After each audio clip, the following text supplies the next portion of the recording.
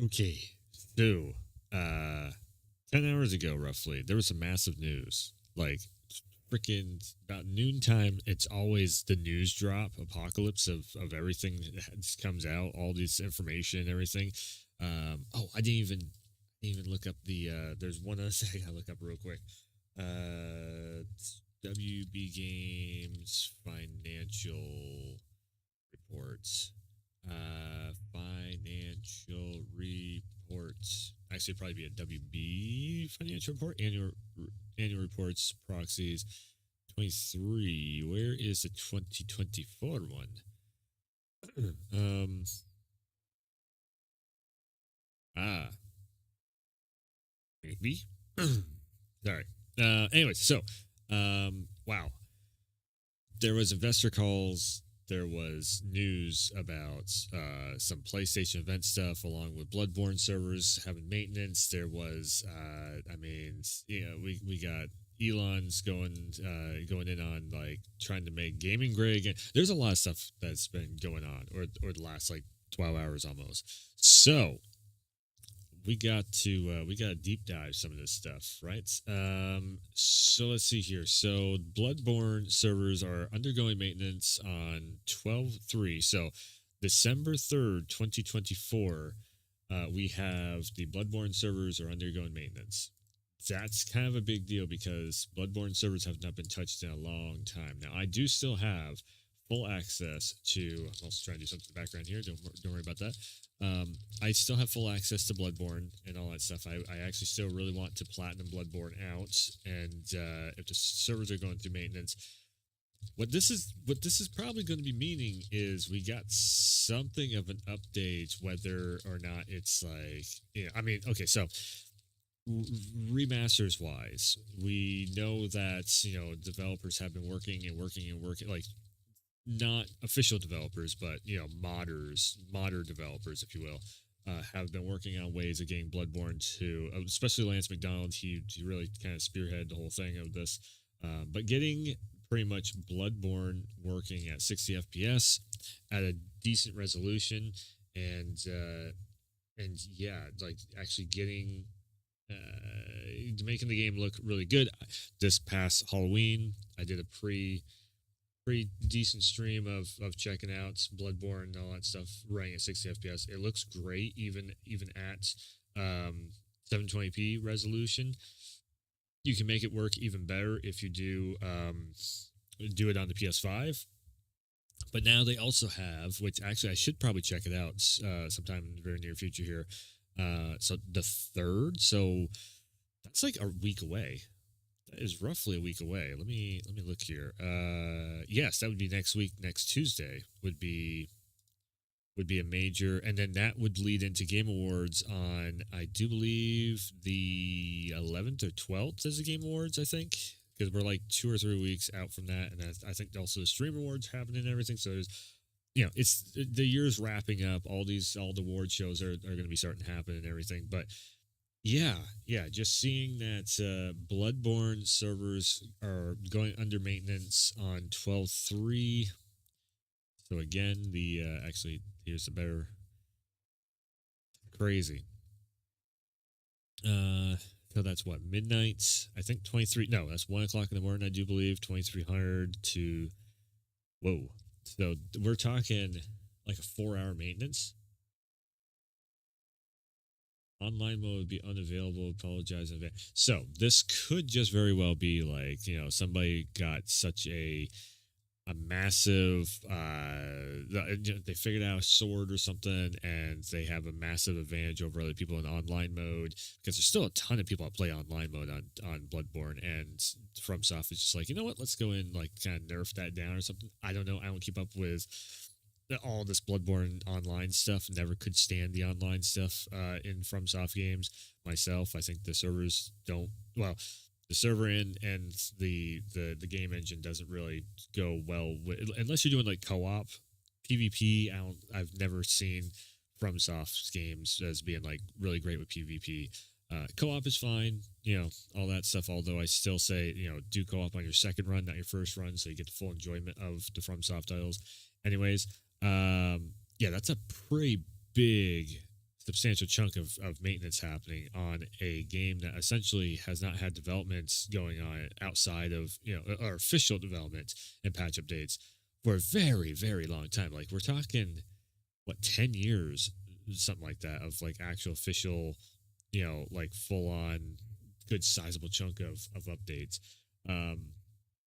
Jeez, it's kind of crazy seeing that. So it's hidden in this new ad that they've been running, and actually I was going to bring up that ad. Let me check around for the ad real quick.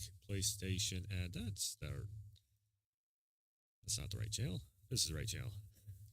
That's my alt account. Let me see here. We are looking for the PlayStation commercial. The newest one. Play has no limits. Yeah.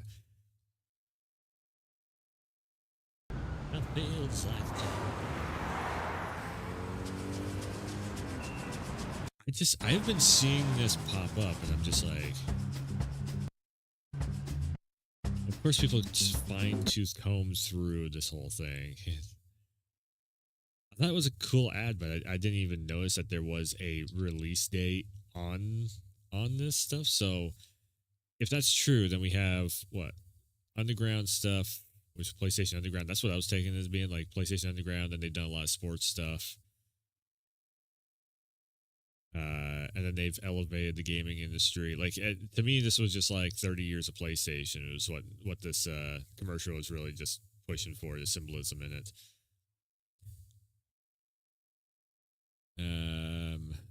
That Bloodborne right there. BI. Let's see here. So 12/03 2024. Oh fuck yeah, it's right there. Wow. I never even noticed it. It was hiding in plain sight. 12/3 2024. That's a good eye on everyone. That's a very good eye. I'd never even noticed it. So we're going to have armored something. We're going to have Bloodborne. We got see,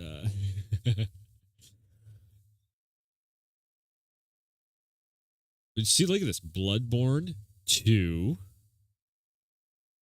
And it's going to be in PlayStation 17. So when the PlayStation 17 comes out, we'll get Bloodborne 2. See, it's saying it's right there in front of your face on 11/38. It's going to launch. It's going to have an early access launch for at 11:38 at night on the Bloodborne 2. See, this says Bloodborne Index right here. So it's the Bloodborne, totally 100%. Yep, not copium at all by everyone. Anyway, so 3/12 or 12/3.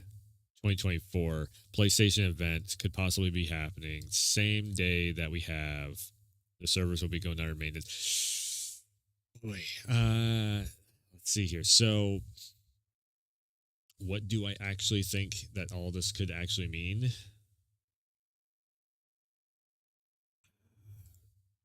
Me personally, I'm thinking it could possibly be a remaster of some kind.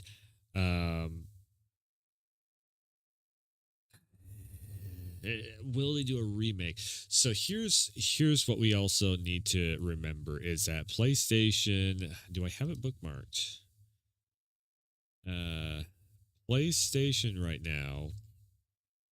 A major thing with PlayStation that's going on right now is they are in the works of. Okay, confirmed the message appears myself. The maintenance is real. Whether or not this nothing guys.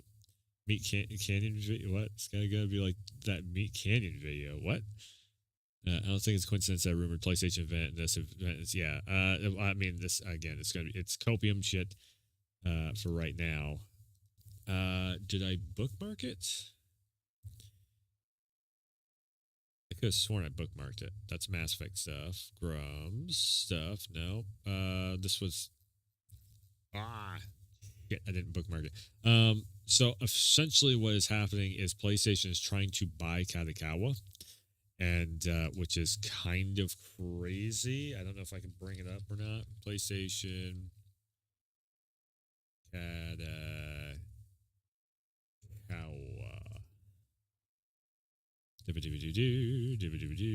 This is not bringing up anything what I'm looking for.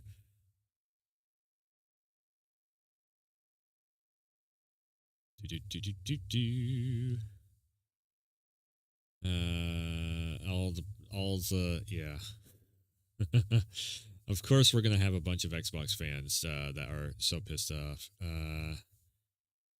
Announced intent to acquire Bungie for 3.6. Well, Bungie would become part of the independent subsidiary. Others need Sony's in development and publishing would not be part of PlayStation Store. This scene happens. Am I sure? Anime. Oh.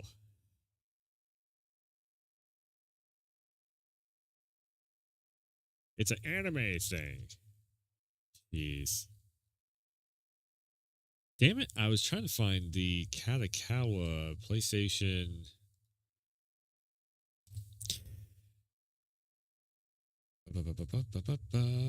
And I can't bring it up. Damn it. I saw it before I didn't bookmark it, unfortunately. But yeah. This is some huge news too. Is Sly Cooper and stuff is coming to the PlayStation Network. So on top of that too, geez, 30th anniversary.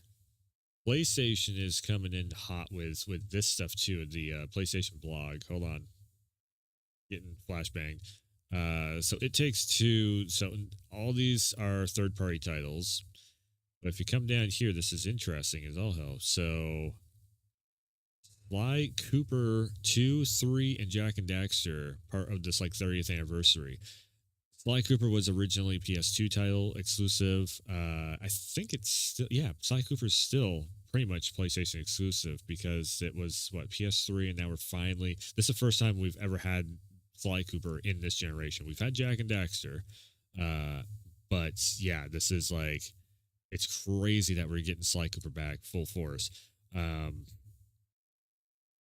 If they keep with this trend, also free weekend for Black Ops 6. Yay. Which is funny because that is now owned, it's Microsoft owned thing, and we're still getting free multiplayer weekends for Black Ops 6. Interesting. But yeah, they are doing, they're doing a lot with the old classics from the PS1, PS2 era, which is super cool to see. And what's the one game that everybody wants the most, and they keep going on and on and on and on and on about it? Freaking Bloodborne, man. And we have a major update happening. And this thing is lasting for like 4 or 5 hours. That's not a simple just like maintenance thing of redialing in some numbers. They are doing something major with that, which may and 12.3 on top of that too. So best case scenario of what this could be is we have the PlayStation Showcase, and during the PlayStation Showcase, there is a Bloodborne something or other teaser thing, or a FromSoft teaser of some kind, and it's like, hey, we, free update. We add something into Bloodborne. Once server maintenance is up at like, let's see here. So that's probably, oh wait, 2,300 because 1,200 would be Vagrant Story remake. Well, that's, what the fuck does that have to do with FromSoft? That would be Square Enix. And right now, Square Enix is not doing too well, along with WB, which we got. That's another thing I want to talk about too. This is going to be kind of a shorter stream tonight. Not going to be doing a whole hell of a lot tonight. This is just a Let's Talk stream tonight. So let's see here. So, like I said, best case scenario, we have the PlayStation State of Play thingy happens next week, and there is something Bloodborne related teased in there. Everybody loses their shit, and then they're just like, okay, once the server maintenance is up, which would be probably like what? I guess it'd be 7 o'clock in the afternoon. Or no, that'd be 7 in the morning, which actually makes sense because 7 in the morning would be Japanese time when you have server updates. for Japanese servers, which that is what Bloodborne is running off from Japanese servers. So this is actually kind of, now I'm thinking about this, it's kind of adding up. And then you could possibly go in there. So if you remember in Bloodborne, there is a shit ton of there is a shit ton of the headstones that I think there's at least 2 of them, if I remember right, that don't work. I think I might be wrong on that. I didn't fully mess around with all the headstone stuff. The chalice, because you got the chalice dungeons and all that stuff, and I think there's like 2 more that you don't do anything with. So if one of those could be turned into like a portal or something that goes into like a teaser something or other updates for Bloodborne, because actually, yeah, the chalice dungeons, holy shit, they make a challenge dungeon where at the end of it you find an item with a description that literally goes into what, like, that would be easy because they've already made all the chalice dungeons. That would, all they gotta do is make another one that incorporates into the game, and then what you do is they give you the chalice dungeon code thing on the tail end of a teaser. That'd be super easy to do, and you can incorporate that into the game super easy with that much maintenance time. The problem is the servers are going to be packed if that's the thing, and trying to actually connect to it is going to be a bitch. But it's still, that would be very doable. And then, like I said, or a boss fight or something at the end of the chalice dungeon, and then you get, like I said, the boss drops like an item description of some kind, or an item with a description of some kind, and that description sits there and says like whatever. I mean, hell, it could be the blood was thick with armored core. Who knows? Who knows? Them teasing the next. That'd be super cool if they did like a remaster through the chalice dungeon of some kind and did it that way. I'd be so down with that. That'd be, wow. Take one of the coolest features in the game, that, because here's the thing too, the chalice dungeons, using different codes, and I think you have to hack the game or something like that. I never even actually looked into that stuff either. That's something else I need to fire up the PlayStation again and figure out, because the content that is in the chalice dungeon, I do believe it goes through chalice dungeons. It's been a while since I've seen all that stuff. There is cut boss fights and everything that you can actually access into if you have the right chalice dungeon codes, and I think you have to have a patch or something like that mixed in with the game. Not quite sure how it all works, or maybe it was stuff that they added in or something of like extra stuff. I'd have to look into it again, but I'm pretty sure, because they have already added in stuff like that before, so why not do it again? I think we're going to be seeing some more Bloodborne stuff happening very soon. Now I'm thinking about this fully. It kind of makes sense. It kind of actually really makes sense, which is super cool, because everybody's been fucking complaining about Bloodborne not get, like, every time we have a actual decent, The Last of Us gets a remaster of some sort, and everybody's like, what the fuck, where's Bloodborne? Every single time. Like, if Vagrant Story came out with a remake, everybody would be like, yeah, Sony will back that, but they won't back Bloodborne. What the fuck? It's like, until this gets made, everything else is going to be underneath that the foot of the Bloodborne community like that. So, which way do I want to go with this? So, shifting gears a little bit. Let me just bring. So here's where I was hearing this from. I'll just go into his video, and maybe we'll just do a reaction off from his video. Not quite sure. This is where I was hearing it from, about the WB's Mortal Kombat stuff. Now, to put in perspective too, Max is one of the lead guys. So this guy right here, Max Million Dude, he's one of the big reasons why I think that WB went the direction of like, oh hey, let's try to assist stuff in Mortal Kombat, because he is like a veteran analysis kind of guy, I guess you could say, in the fighting game community. I mean, everybody kind of knows Max. You know, he's been around for over a decade doing YouTube videos and everything. But the thing is, he's friends with a lot of people in the uppers, and including like Ed Boon and such like that. So, like when he says, "Hey, I'd like to see this," their ears perk up and they start to listen. Because of this, I think both Max and a lot of other Marvel vs. Capcom players, I think that's the reason why they tried to do a assist mode in Mortal Kombat and it blew up in their faces. So tragic news happened earlier today, and it's not exactly news yet. It's effectively a rumor, so we need to discuss where that's coming from, why everybody's talking about it, and the cultural relevance therein. And it's about Mortal Kombat 1. So one thing I'm going to say is that this leads up to a bit of history of why people are talking about this and why I'm immediately like, kind of saw that shit coming. Not that long ago, there was a big, I think, investors meeting at Warner Brothers. They specifically were talking about how they are massively underperforming this year and they don't entirely have anything in the next year or so. Okay, this would make sense because they had for the last couple of years, Warner Brothers has been doing pretty fucking bad, both in the movies department and the games department.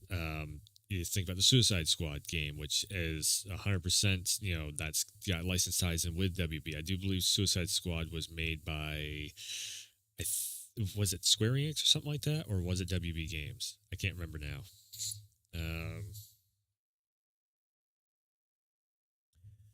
Suicide Squad, Kill the Justice League. What? They cracked the shit out of it or something? Who made this? I know this was licensed by WB because it's DC characters and everything. It's Rocksteady. Okay. Yeah, published by WB Games, developed by Rocksteady Studios. Okay, so literally it's the same team that made the old Arkham games and everything too. That is going to bring them back. The head of Warner Brothers made a plan, and that plan moving forward for the Warner Brothers game division was to no longer work on small-scale projects that are effectively going to maybe not return them that much money. A reminder, this is nothing new. This is the exact same thing that Square Enix is currently doing. It's the exact same thing that Bandai Namco is currently doing. Several companies are doing the same thing, where they're kind of squandering a lot of cash on these games and marketing them, and they're kind of true.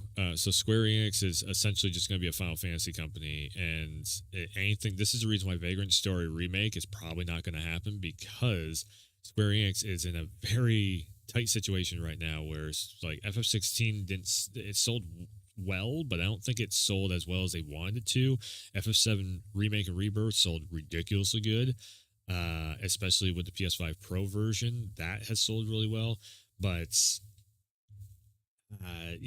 Enix, like anything that has been side games for them, I'm pretty sure they've been operating at a loss. There was oh god, what the hell is now I'm starting to forget what the hell the games are called. The two ones that they dropped and didn't sell whatsoever at all. Those two put them in the hole. What the hell was it? The pew pew shooty one there. I'm starting to forget what the name of those games are now. But anyways, concepts aren't entirely things that are super on board with their audiences, and they don't hit. And Bandai Namco is going to be 100%, the Dark Souls. What was it? Bandai Namco is going to be Tekken, Dark Souls, Bloodborne, Armored Core. That's pretty much, and they have one more series too, and I can't remember what it is. But Bandai, funny enough, like Bandai don't really do that many smaller projects, so I don't know why he's bringing that up, but yeah.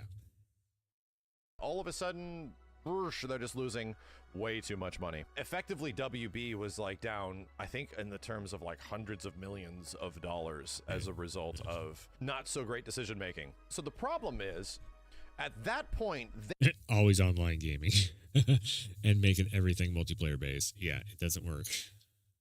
They are like, hey, So we're going to focus on our hero franchises, just like those other companies. And they are specifically Game of Thrones, Batman. I think the term Batman Arkham stated really? Explicit. Wait, HBO and WB are splitting the Game of Thrones license?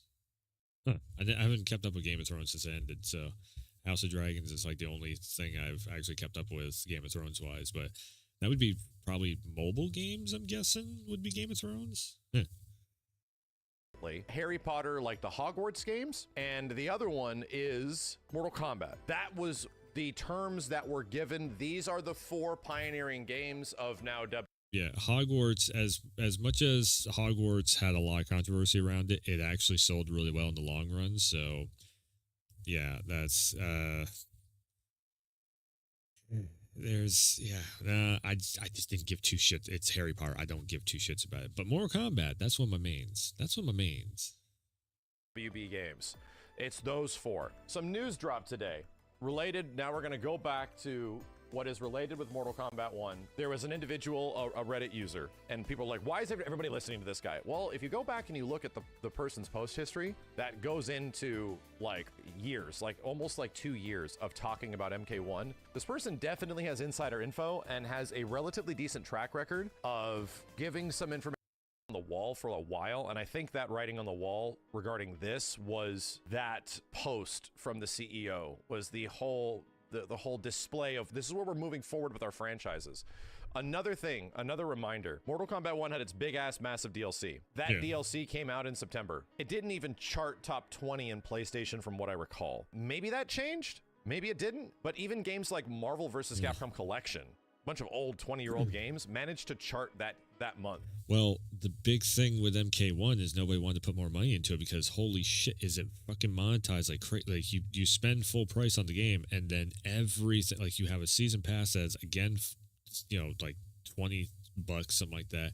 You have literally, if you didn't pre-order the game, like I just picked up Shang Tsung. And I had to spend like an extra $10 on that shit just to be able to play Shang Tsung. Which yes, you should have bought it, but I wanted to have access to Shang Tsung. I want to have access to the full roster on it. I waited until it was on. Actually, I didn't pay full price on that. I waited until it was on sale. But yeah, just like stupid shit like that of like, oh, the main villain of the main storyline, and you can't play as him unless you pre-order the game. What? That's just terrible business practice. That's terrible. Don't do that, companies.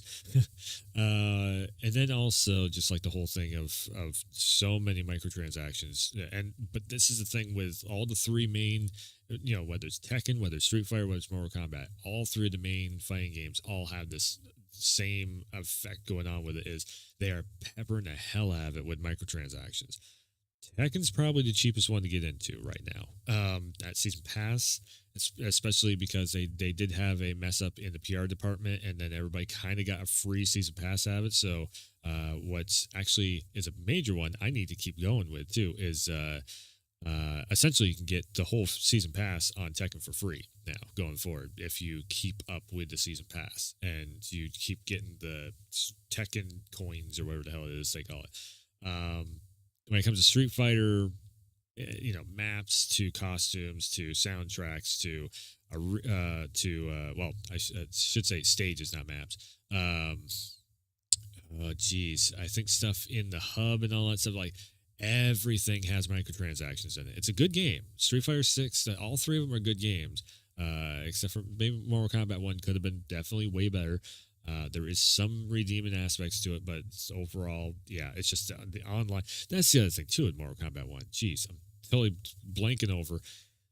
The online absolutely fucking sucks in Mortal Kombat 1. It's like the user base that is on MK1, it's barely functionable online. And that I wonder if Max is going to get into that, but my God, every time you go on there, it's just like, holy shit, it's night or day whether or not it's going to work or not.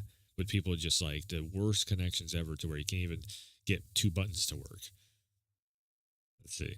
There's a large variety of reasons for that. It's $50. It's to a game that not everyone's super committed to. Maybe the DLC wasn't entirely worth it. They made it that you had to buy all the DLC characters and not entirely one. Maybe the DLC story didn't get particularly good, a warm reception, you know, sure. But the point of the story is that it did not make it. Like a Mortal Kombat add-on didn't make it. And that's where the news is coming from an insider source.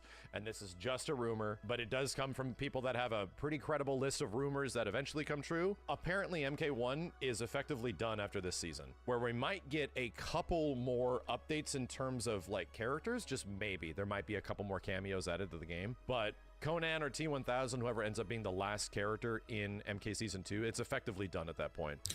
In all honesty, I'm fine with that. If it is done, let it be done. They can lick their wounds and learn from the mistakes of adding the assist stuff in there that, you know, again, NetherRealm, you know, NRS players don't want assists in their games. We've figured this out a couple times over again. The assist mode in, what was it, MKX? MK9? I forget which one it was now. They had an assist mode in that one. Nobody played it. Nobody wanted that shit. Nobody liked it. Tournament mode, everybody loved that. That's where they should be pushing the resources, like tournament mode in there, where you can jump in and, you know, it's just like a bunch of randoms in a tournament and and then you get like all the coins and everything to unlock the stuff in the main game, in the unlock system and everything. That's super cool. Being able to fully customize your character way more than what you can do in MK1. That would be cool to go back to. Not monetizing every fucking thing. Let us unlock some stuff without having to spend $10 for credits, currencies, whatever, that, you know, unlocks this other thing over there. Now, you can get a lot of the currencies in MK1 by just playing the game, sure, but there is a lot of stuff that is, you know, the best stuff is, of course, locked behind certain currencies. That needs to go. They need to stop that. And I get it. Oh, it's expensive to make the game and all that stuff. Yeah. You're going to get profit back if there is, you know, trying to monetize people's time. Well, trying to monetize people's time, I guess, would be a better way of doing it than monetizing just every single cosmetic that is in the game. Again, people ain't going to be spending, they ain't going to be dishing out. I think they're trying to get this from like the Fortnite effect, where people buy a bunch of skins and everything. But the problem is when you buy a skin in Fortnite, you end up using it a lot. With Mortal Kombat, I just feel like it's more like you're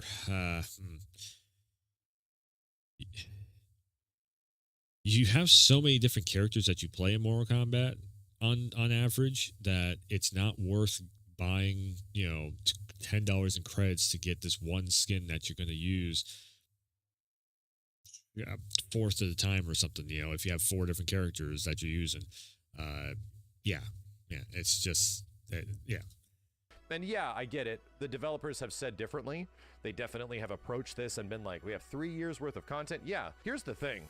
They're not lying to you, because that was the plan until a wrench gets thrown in the picnic basket and everything's screwed. Yeah. And it's kind of over. They were sort of hoping that it was going to sell and hit numbers and stuff like that. This is not confirmed information yet, but it makes a lot of sense based on what was been talked about, based on how the company was reacting over the past month, the way they were talking about the future of their franchises and things like that. To me, a lot of things seemed like they were lining up, and especially with the game not specifically doing great in its launch month, which is when it should be doing the best. Now, what happens going forward, right? So what happens to MK1 going forward? I see a lot of folks saying this is the chance. We got 2 Mortal Kombats in a row, right? 2 MKs in a row. Okay, 2 MKs in a row. Cool. Some people happy about that. Some people not particularly happy about that. But you're about to get a 3rd MK in a row. Why is that? Everyone's like, well, what about Injustice 3? Did you not just hear the 4 games that they're working on? When it came to DC properties, there's no like Suicide Squad anymore. When it came to DC properties, there's no Batman game. We don't even know where the heck the Wonder Woman game is. That's got to eventually come out. An entire DC licensed, like, you know, not licensed, but an entire DC game, once again, was not listed there. It was Mortal Kombat. Based on what the CEO is literally saying, there would not be another Injustice. It would be another Mortal Kombat. They would effectively have to make a new MK at some point. So no, I do not think it's going to be Injustice 3. I don't. See, I wouldn't specifically want a sequel to Injustice 2. I don't know if I want that. Some content in that game is very good, but playing that game is not good. However, I think there's a fun game that can really be had there. There's actually a really cool game Oh, okay. Well, that's bias. That's bias. I think Injustice 2 is fine. It's just you need to bring in the screen space, make the characters a little bit bigger on the screen, like very similar to how MK11 is, where the characters are a little. Because even, I bet you if you put screenshots side by side between MK11 and MK1, MK1 has probably smaller characters on the screen, or at least the camera pulls out and the stages are definitely more wider. That makes the characters look a little bit smaller when you throw somebody across the room, whatnot. You do a big combo and they go sailing across the room. The camera kind of it comes out. That's something that Injustice 2 had a lot of, where you could bounce them off the side of the screen, but then if they land on the other side of the screen, the camera's way out here, so your characters are super small. Which makes it so there's a lot more pew pew room. And what I mean by pew pew room is freaking projectile spam. That's what Injustice turns into. That's what a lot of Mortal Kombat has been turning into, especially online, because people don't want to learn combos. People want to do the easiest route that they can possibly do just to be able to get through the matchup and whatnot. They are not. That's the bad thing with people's brains nowadays. Nobody wants to earn the victory. Everybody wants to take shortcuts.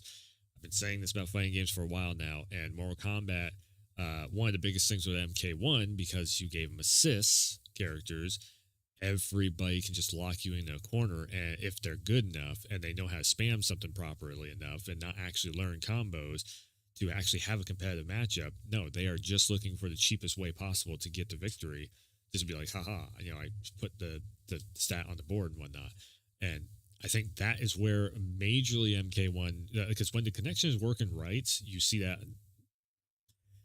more than half the time. You see that. And then you have like the 40% of the time where it's like a good, solid competitive matchup. It feels like the MK11 players playing on there or something. Maybe the MKX players trap you in a corner. MK11 players will actually have a competitive matchup. It's the way that those two games have always been. That's the way those MKX and 11 were kind of built to be. Was that. So yeah, if there is no more Injustice and we just go straight up Mortal Kombat with the whole thing, I kind of wouldn't mind that. Just bring it back to like what made MK11 really good: full customization of characters and movesets, no assists, not huge levels. Like you can have the level be this, but have the camera space go across the level the correct way. Because if you just zoom that camera out and you have the whole space like that, it just turns into a back and forth of just them shooting each other. Whether it's a fireball or it's get over here or whatever else. That stuff just starts happening. It's like Spawn. One of the biggest things I would do if anybody started spamming me out in MK11, I would grab Spawn on the second set match. I'd grab Spawn with the guns and I'd just sit there and just shoot him in the face. And I'm like, fuck it. Do you want to spam projectiles at me? I'll just shoot you in the face with Spawn. Okay, if they get close, I can bam upside the head with the spiky baseball bat thing he has. That's why I like Spawn so much. And at that point, to me, it's not even projectile spam. It's just I'm just matching the matchup of what they're doing. That you can turn that into. The chance of a Mortal Kombat versus DC, maybe, but you have to also realize that comes with a very risky road. It needs to be more. It would be Mortal Kombat versus Suicide Squad, and they would try and like do something with that again. That's what that turned into. Mortal Kombat in the title, and don't get me wrong, I think if we're talking from a personal standpoint, Injustice 3 would be neat. It was not what I would choose. I think the obvious route of them going is just the next MK.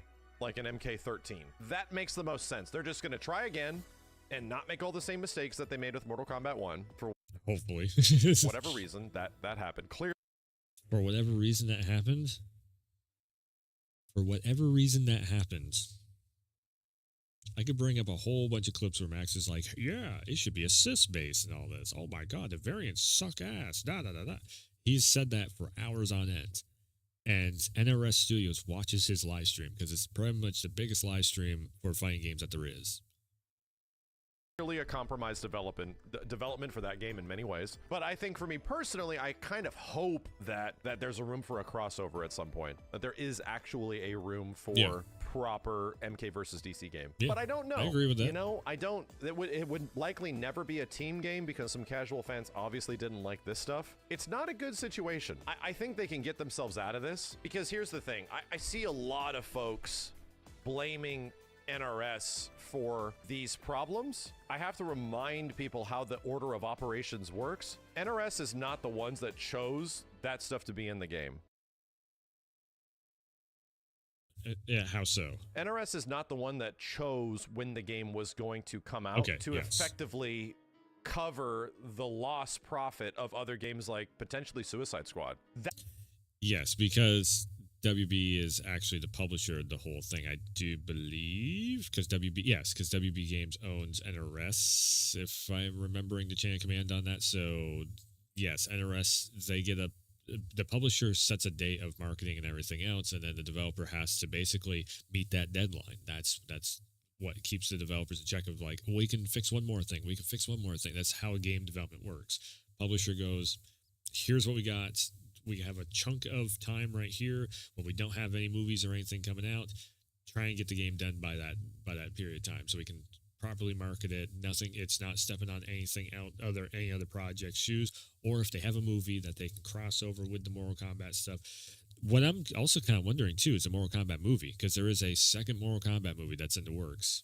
Are they just going to scrap that, or are they going to push forward with that? And is that going to try and promote the next game possibly? And maybe that might be a reason why also that they'd be going like, hey, let's get the next Mortal Kombat out there, something that people actually like.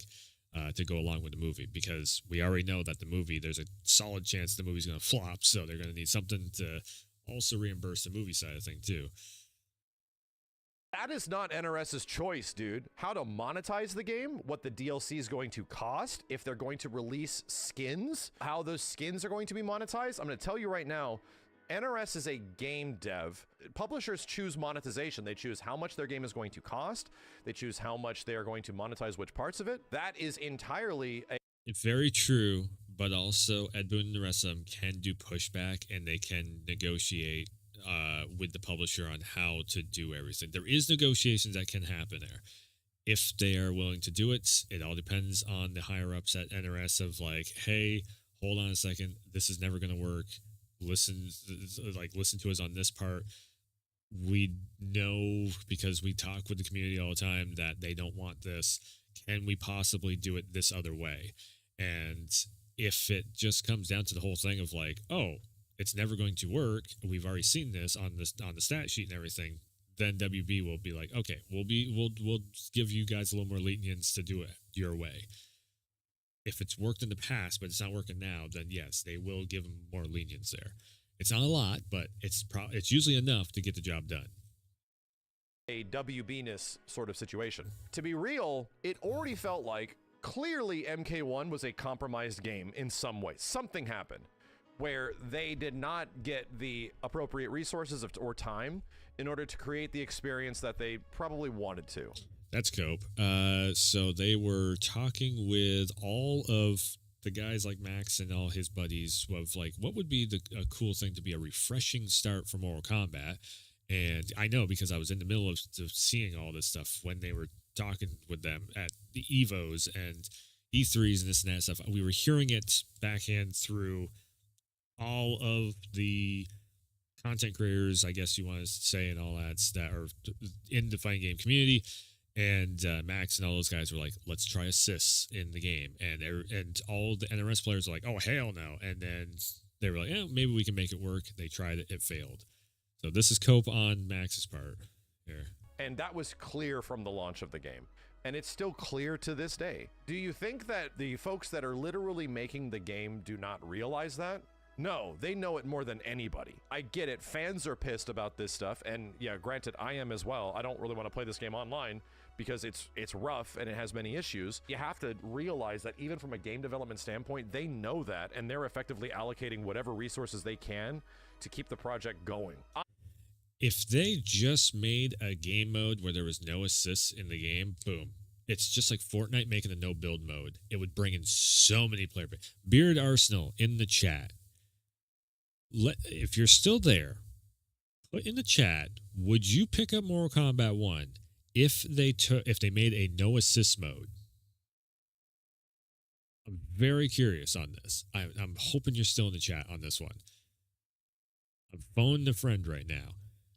Put it in the chat if you would pick up Mortal Kombat 1 if there was a no assist mode and you could go like they, granted the online connectivity isn't great, but let's just say the online connectivity gets improved tenfold and they add a no assist mode in the game.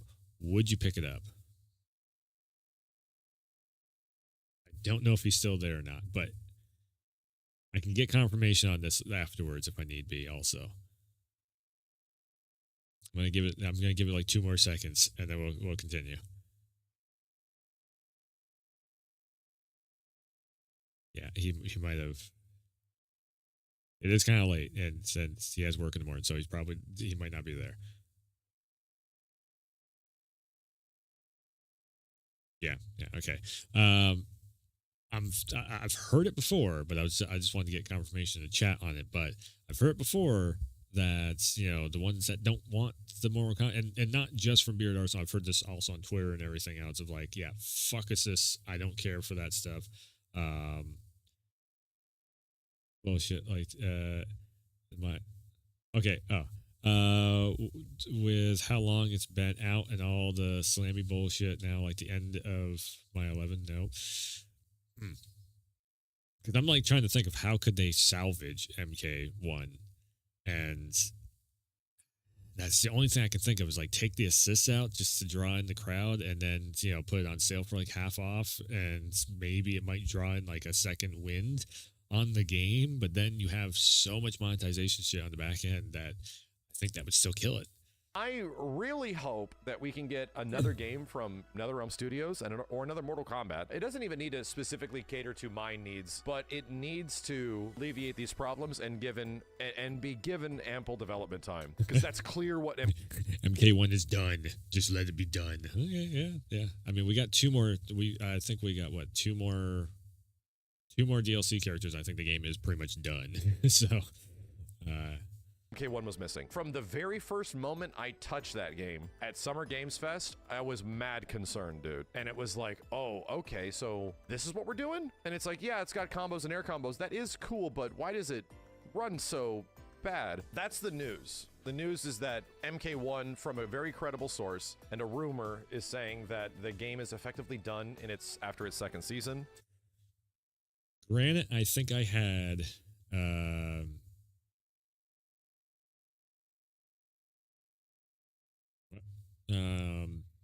Rise of Ronin, Sam Mirage is like 60% off. Can you recommend? If you played Valhalla, then I fully recommend Mirage.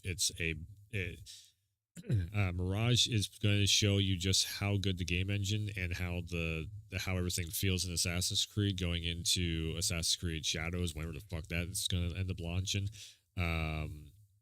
Also, at the same time, if you played Valhalla and you like that storyline, Mirage is literally the prequel to it. So plus also if you play Mirage and go back to Valhalla, I'm thinking it's probably going to give you a full-on new perspective on everything.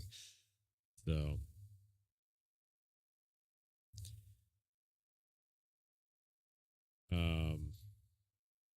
really quick, let me jump into my own channel here and look at my beta thoughts on MK1 beta. My beta thought? That sounded wrong.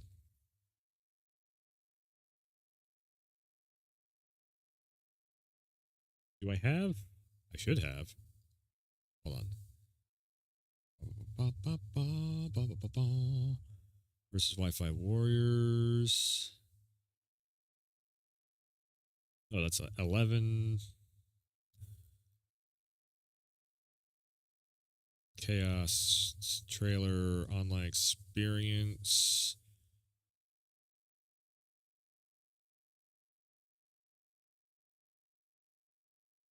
Why is this game tag based? I literally have been making videos on this stuff. MK11, Mortal Kombat 1 reveal trailer. Yeah, I was super pissed about it. Shit. Okay, let me just go over to the VODs channel. Look over there. Did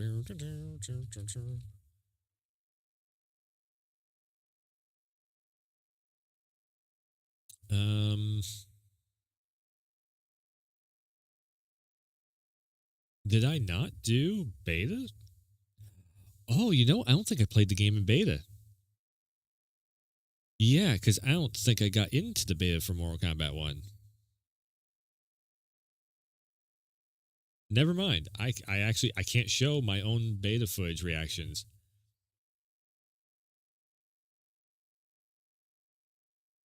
And they're just going to most likely move on to the next project after that. I enjoy MK1 more than I enjoyed MK11 and Injustice 2. I'm having more fun with an NRS game, and I've played that game more with my friends than I have any NRS game since Mortal Kombat X. To give the game some credit. Does it alleviate the other issues? No, and that's a separate thing I want to And this is where I think he is so on the opposite side of the fence with the majority, like vast majority of everyone in the Mortal Kombat community. I think vast majority of everyone likes MK11 way more than they like MKX or 1, just because of the fact that there is, you're not getting a touch of death. I mean, it maybe it is now. I haven't played MK11 in probably a year or two now, and a lot can change in that amount of time if people going back to MK11 and everything. But yeah, I just like. I'm such on the opposite side of the fence of that, of like being able to customize move sets and everything. I've even said this in Max's chat. It's been, I think I'm going on a year of not being in dude chat on the regular basis. I used to be in there for like a long time. It was like 6-7 years. I was in the dude chat and everything. So again, I've heard everything that Max has said. I've heard on top of that too, I've heard a lot of the FGC figureheads, I guess you want to say, like the guys that are like at Evo and everything. I've heard them in his chat and them on his channel and everything, talking about how MK1 is what they would like to see of assists and everything. But it's like I said, it's like old Marvel arcade Capcom guys trying to say this about Mortal Kombat because they don't have Marvel vs. Capcom anymore. So they're like, let's try it with Mortal Kombat, and everybody's like, hell no. And now, Elon Musk buying what? No. I'm getting there. You guys stick around for the Elon Musk stuff. Is the things I really liked about MK1 and the things that clearly were holding it back getting the to that entire right time, after and why those things were holding it back the entire time. I think it's kind of a bummer, and I think there's a chance you might get a big gameplay overhaul because if this does come true, the end of MK11, Injustice 2, as well as MKX, the final months of the game effectively have a really big patch that kind of changes the way the whole game works, like the systems of the game and how it works. If this was MK1, it would be something as crazy as like really opening up cameo usage, just like the sort of limitations on cameos that some do. Oh God, he's doing it again. No, just make it a freaking assist-free game. Take the assist right out of there. Again, do it like Fortnite style, where you make a no build mode, make a no assist mode. Boom. You got a lot of people that will buy the game and jump into it.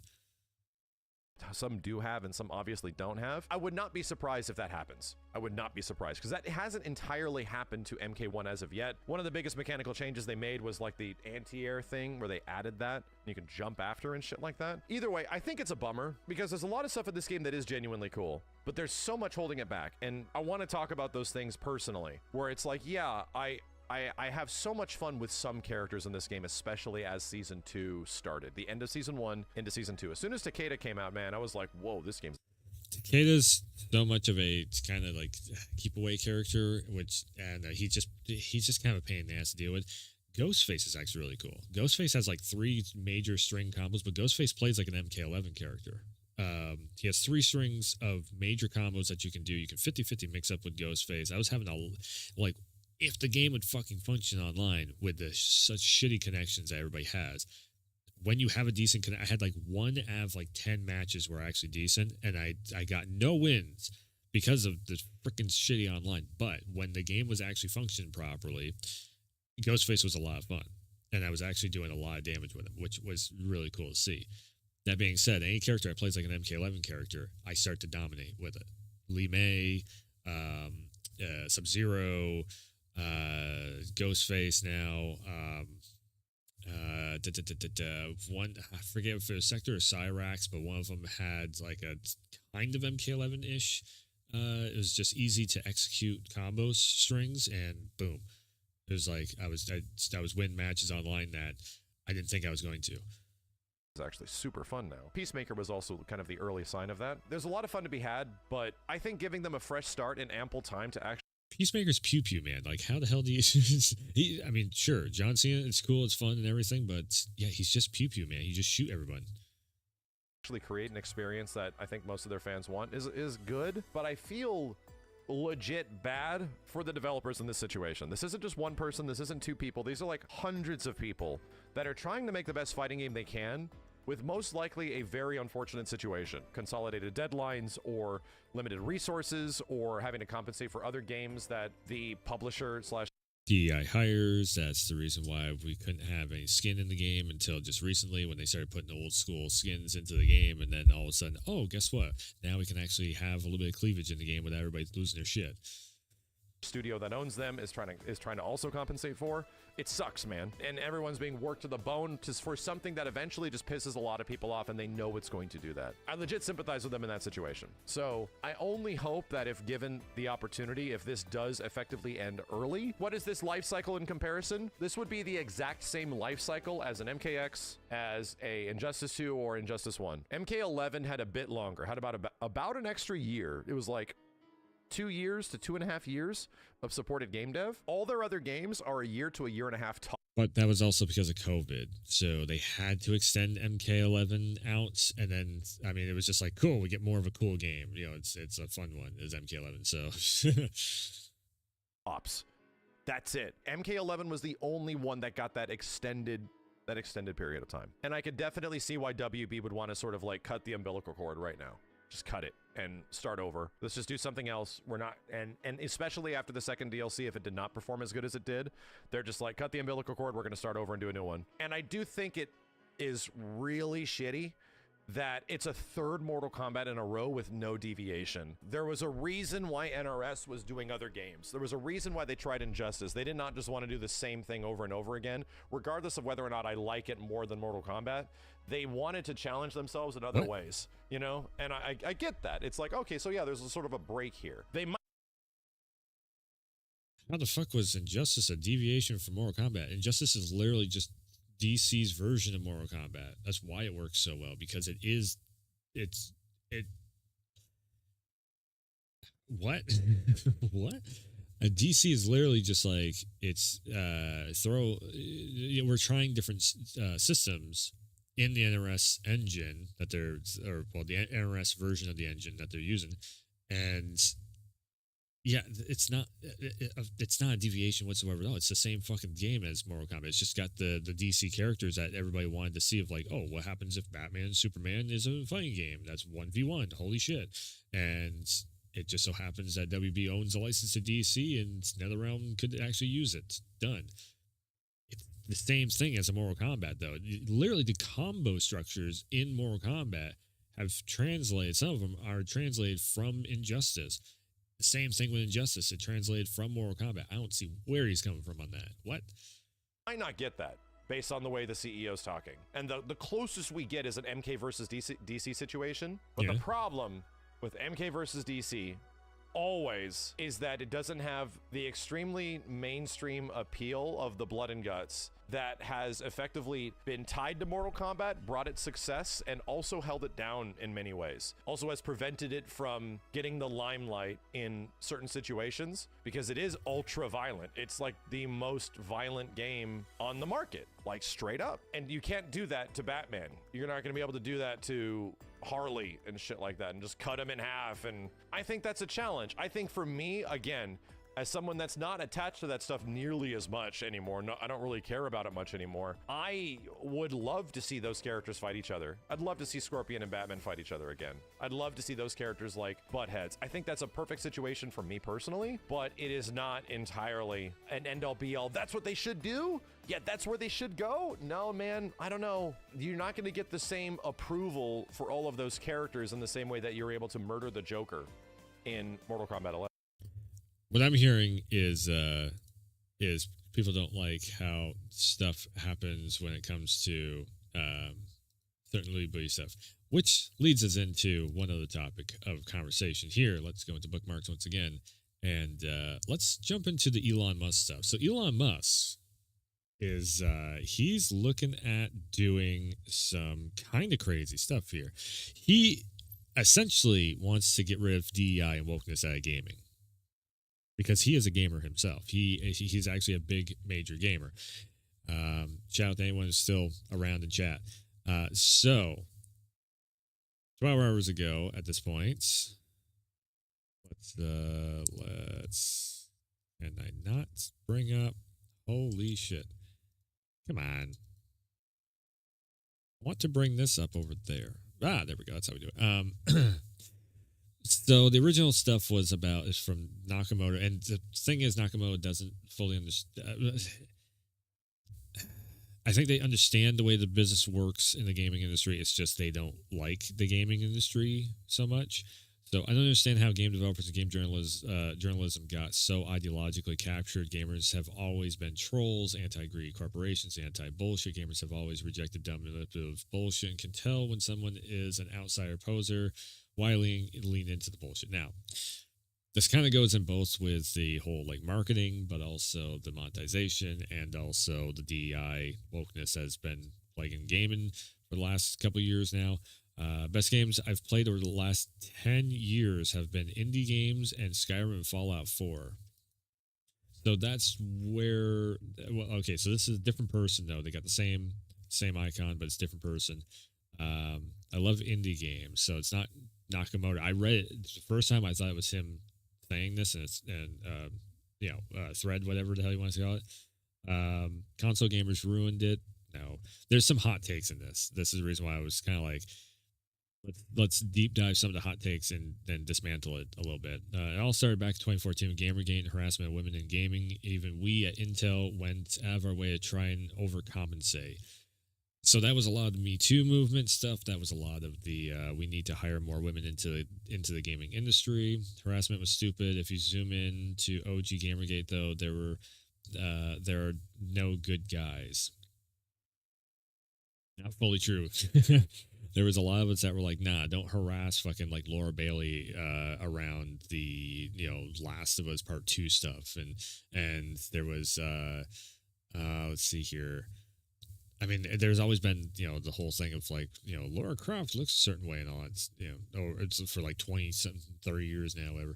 I don't agree with this take. Great developers are awesome artists who just want to create their next masterpiece. You can't be like, but that Star Wars game, though, Outlaws, of course, we're talking about, that was always going to be a corpo money grab. This, you had me in the first half. The second half is like, now you're just getting into, this stuff, corpo money grab stuff, is literally just like online rhetoric. Not saying all, obviously. And then we have Grums.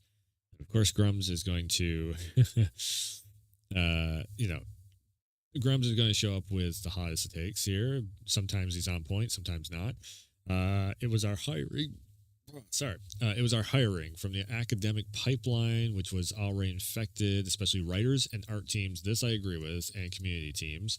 I agree with this here, 100%. Then in 1920, during the COVID sales boom, we needed more people than were available. I don't fully agree with that. Also, ESG money was flowing in at low interest rates. Maybe. I kind of love that the relevant people thing pops up. So I don't have to explain exactly who everyone is. You can just read it over here on the right-hand side. The industry hired more, lowered standards on merits. Sure. And boosted DEI hiring. Absolutely. Throwing bodies at the problem. Many activists flooded in. 100%. Not even if management wants to change, steering the ship is very difficult for a huge AAA. Totally disagree on this one. You can easily right the ships of all this stuff. It's going to take a year or two to do it, but Assassin's Creed Shadows is going through it right now. I would say it's been going on far longer than that. The COVID sales boom era definitely accelerated, but the underlying problem already existed. The issue is many creative types already lean left, So you couple that with a movement, and it's like pouring accelerant. Yeah, it started in 2015 or so. I would like to see the example of 2015 of what they're talking about there.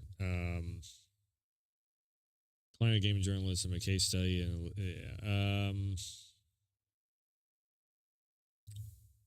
the failures have opened doors for us, eager to bring it back to its roots. Very true. So let's get back to the Elon post here. Too many games studios. So here is Elon. This is probably like the fourth or fifth post I've seen from Elon talking about DEI hires and wokeness in gaming and everything. So how is Elon going to make gaming gray again? Well, there is a little thing called Doge that they're working on, which is Department of Government Efficiency. In part of that, he could actually add in a thing of, if companies have hired somebody on DEI practice instead of merits, maybe they might need to shelve those hires or fire them and actually, rehire new people on merits instead. This is where Elon's going wrong with it. Too many game studios that are owned by massive corporations. XAI is going to start an AI game studio to make games great again. That won't work.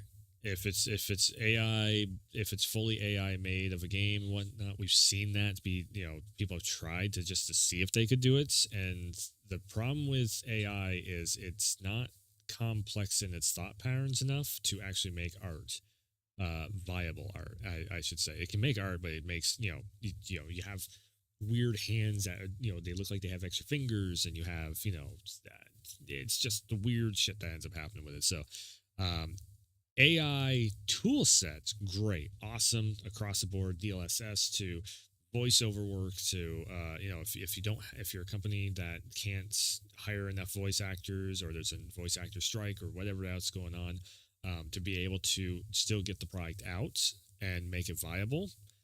Cool, nice, awesome. I did post a little something in here. Again, as I just said, it's you just need the clean sweep of and firing the DI hires, and majorly Sweet Baby Inc., which nobody was talking about Sweet Baby Inc. and all of this stuff. Once again, Grums, it's time. AA games are outperforming AAA bloat, which I hate this term because a lot of AAA games are great. There is just some stuff built into them that is just like, like the certain scene, like Dragon Age is pretty much like Dragon Age Veilguard overall it's just another BioWare game. It's got everything that BioWare game does well in it. I would say Dragon Age Veilguard is not 100% trash or by any means, like everybody's trying to say about it. That's why I got hands-on with it myself. There's a lot there that is good. It's just the problem with having in the main story, you have the scene of the coming out party and all that shit that's in it. That's the bad part. That's the rotten apple core that's shoved into your face in the middle of it. Everything outside of that is cool. Yes, they did censor some character costumes and whatnot, but in a way that is just like, again, what's her name there? The one that's the bird and she turns into the woman and all that stuff. She used to show a lot more skin. She doesn't now, but she's older. And really, her outfit is just, it's just showing that she is more in a royal position. She doesn't, it kind of makes sense, her outfit change. AAA budgets of these massive corporate games are unsustainable. 8 to 12 studios spread out over the world to make one game is hugely inefficient. There is some truth to this. But the problem with this logic is we have been doing that for 20-something years. With this, we have never had projects this massive scale before, but we've been doing this. This is literally the AAA industry overall. So that's where Grums, I disagree with him. Mythical Man Month on steroid. Again, his own bias showing through. $300 million to $1 billion budgets competing for 5 to 10 slots a year between success and failure. What game is $1 billion budget? I've heard rumors of $1 billion budgets, but I've never actually heard a confirmation of $1 million. $100 million, yes. $1 billion budget might be GTA 6 at this point, but even that is very much a rumor. 5 to 10 slots a year between success and failures. We have 12 months in the year, and there's like 2 major releases that almost every single month we have 2 major releases. That's about 24 slots a year. So again, his math ain't mathing on that. This is Grum's. Some stuff I agree with him, some stuff I don't. And the problem is, though, Elon is actually hearing Grum's out on this stuff. I'm just like, oh, God, no, he's the wrong one to be listening to, in all honesty. High risk means no new ideas. Oh, this is still Grum, sorry. High risk means no new ideas and the same recycled slop. Not always true. You can have innovations with the high risk being implemented into it.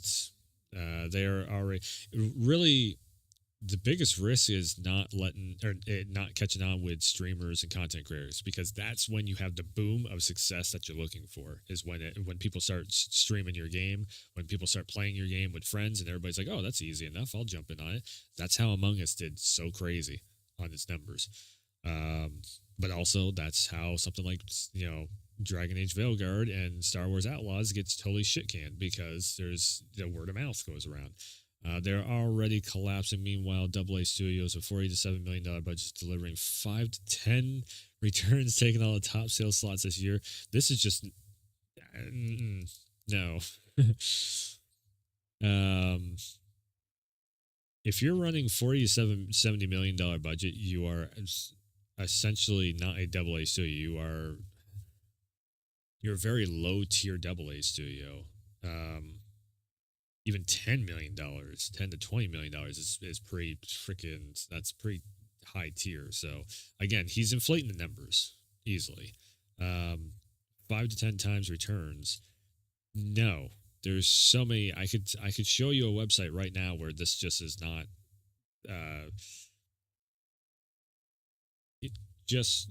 I'm not promoting the website. But if you come over here and see that the games that are on the website and everything, and you're trying to tell me that they have 5 to 10% returns, no, they don't. I'm not going to say what website it is. If you know it, you know it. No, this is inflating the shit out of the numbers. The same thing as what he's inflating up here, just to make his point come across. When I learned that a AAA game costs $250 million on average, I couldn't believe it. This is insane, only explainable with massive bloat like Twitter had. Marketing budgets bloat the total budget to nearly 2 times that figure. Most of the AAA marketing is a waste. $250 million on average. That's where are they getting their information from? I think I'm with Pirate Software on this. I think Elon Musk sponsoring game jams and investing in smaller studios would do more for games than starting a studio and setting his companies up as standard in video games. Okay, all right. It's Thor. Buy the world and start world peace. The problem is like Elon. He's a gamer. And he's a programmer, but he's not a game developer. And that's where Elon's going to run into some issues with all this stuff. Again, if he's listening to guys like Grum's, that's going to be like, really gamer your talent, playing nice games. The DEI free life. If you remove DEI and ESG, oh yeah, Savvy is another one that's like, inflating a lot of stuff that she's saying. ESG from benefits and government taxes. This problem will fix itself. You also need to reject ESG scoring. Please buy D&D license. Best games almost always come from unknown studios with lots of creativity and execution. Then the big corporations buy them out and make them unplayable.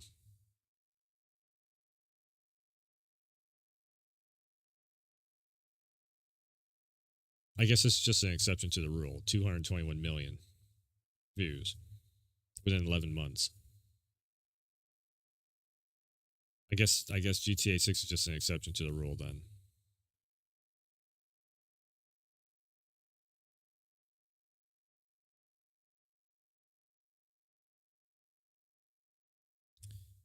Clown World, of course. Gunther Entertainment. Just get the woke out of them. There you go.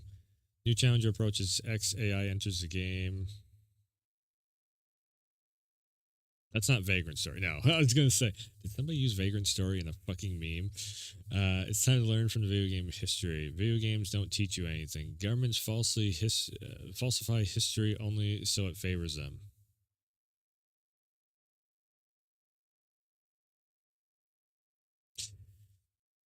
Final Fantasy Tactics, right? Okay, all right. It's not quite Vagrant Story. Here's another one. So everybody's totally against. Hold on a second. Black Ops. Oh god, what the fuck was it? The Cold War teaser.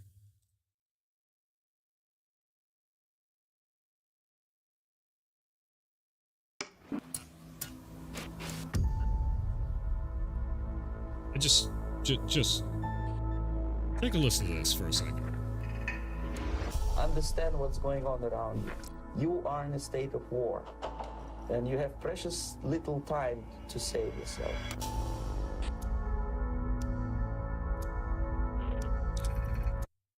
Perseus, right? So this is a AAA big budget game.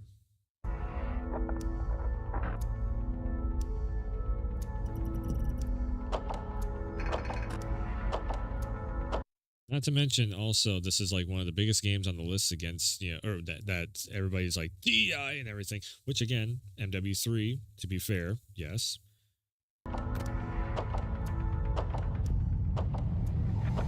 It's a slow process which we call active measures. The first stage being demoralization. It takes from 15 to 20 years to demoralize a nation. The next stage is destabilization.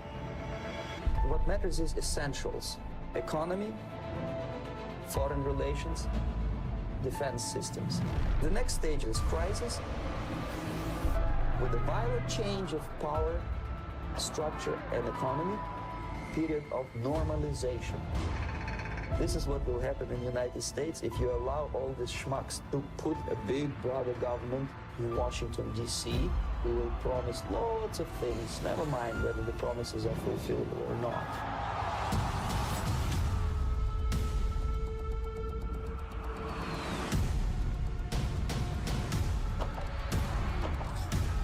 Just saying.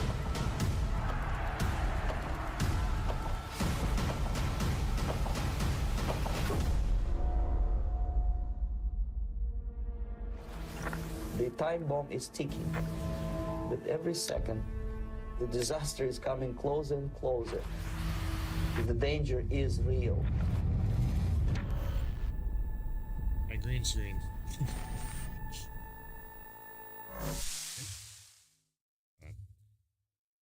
So, essentially, that's Call of Duty Black Ops Cold War. Probably one of the most least, like, that is the most right-leaning kind of a propaganda thing that they could throw in there, and that's Call of Duty Cold War. The Black Ops team.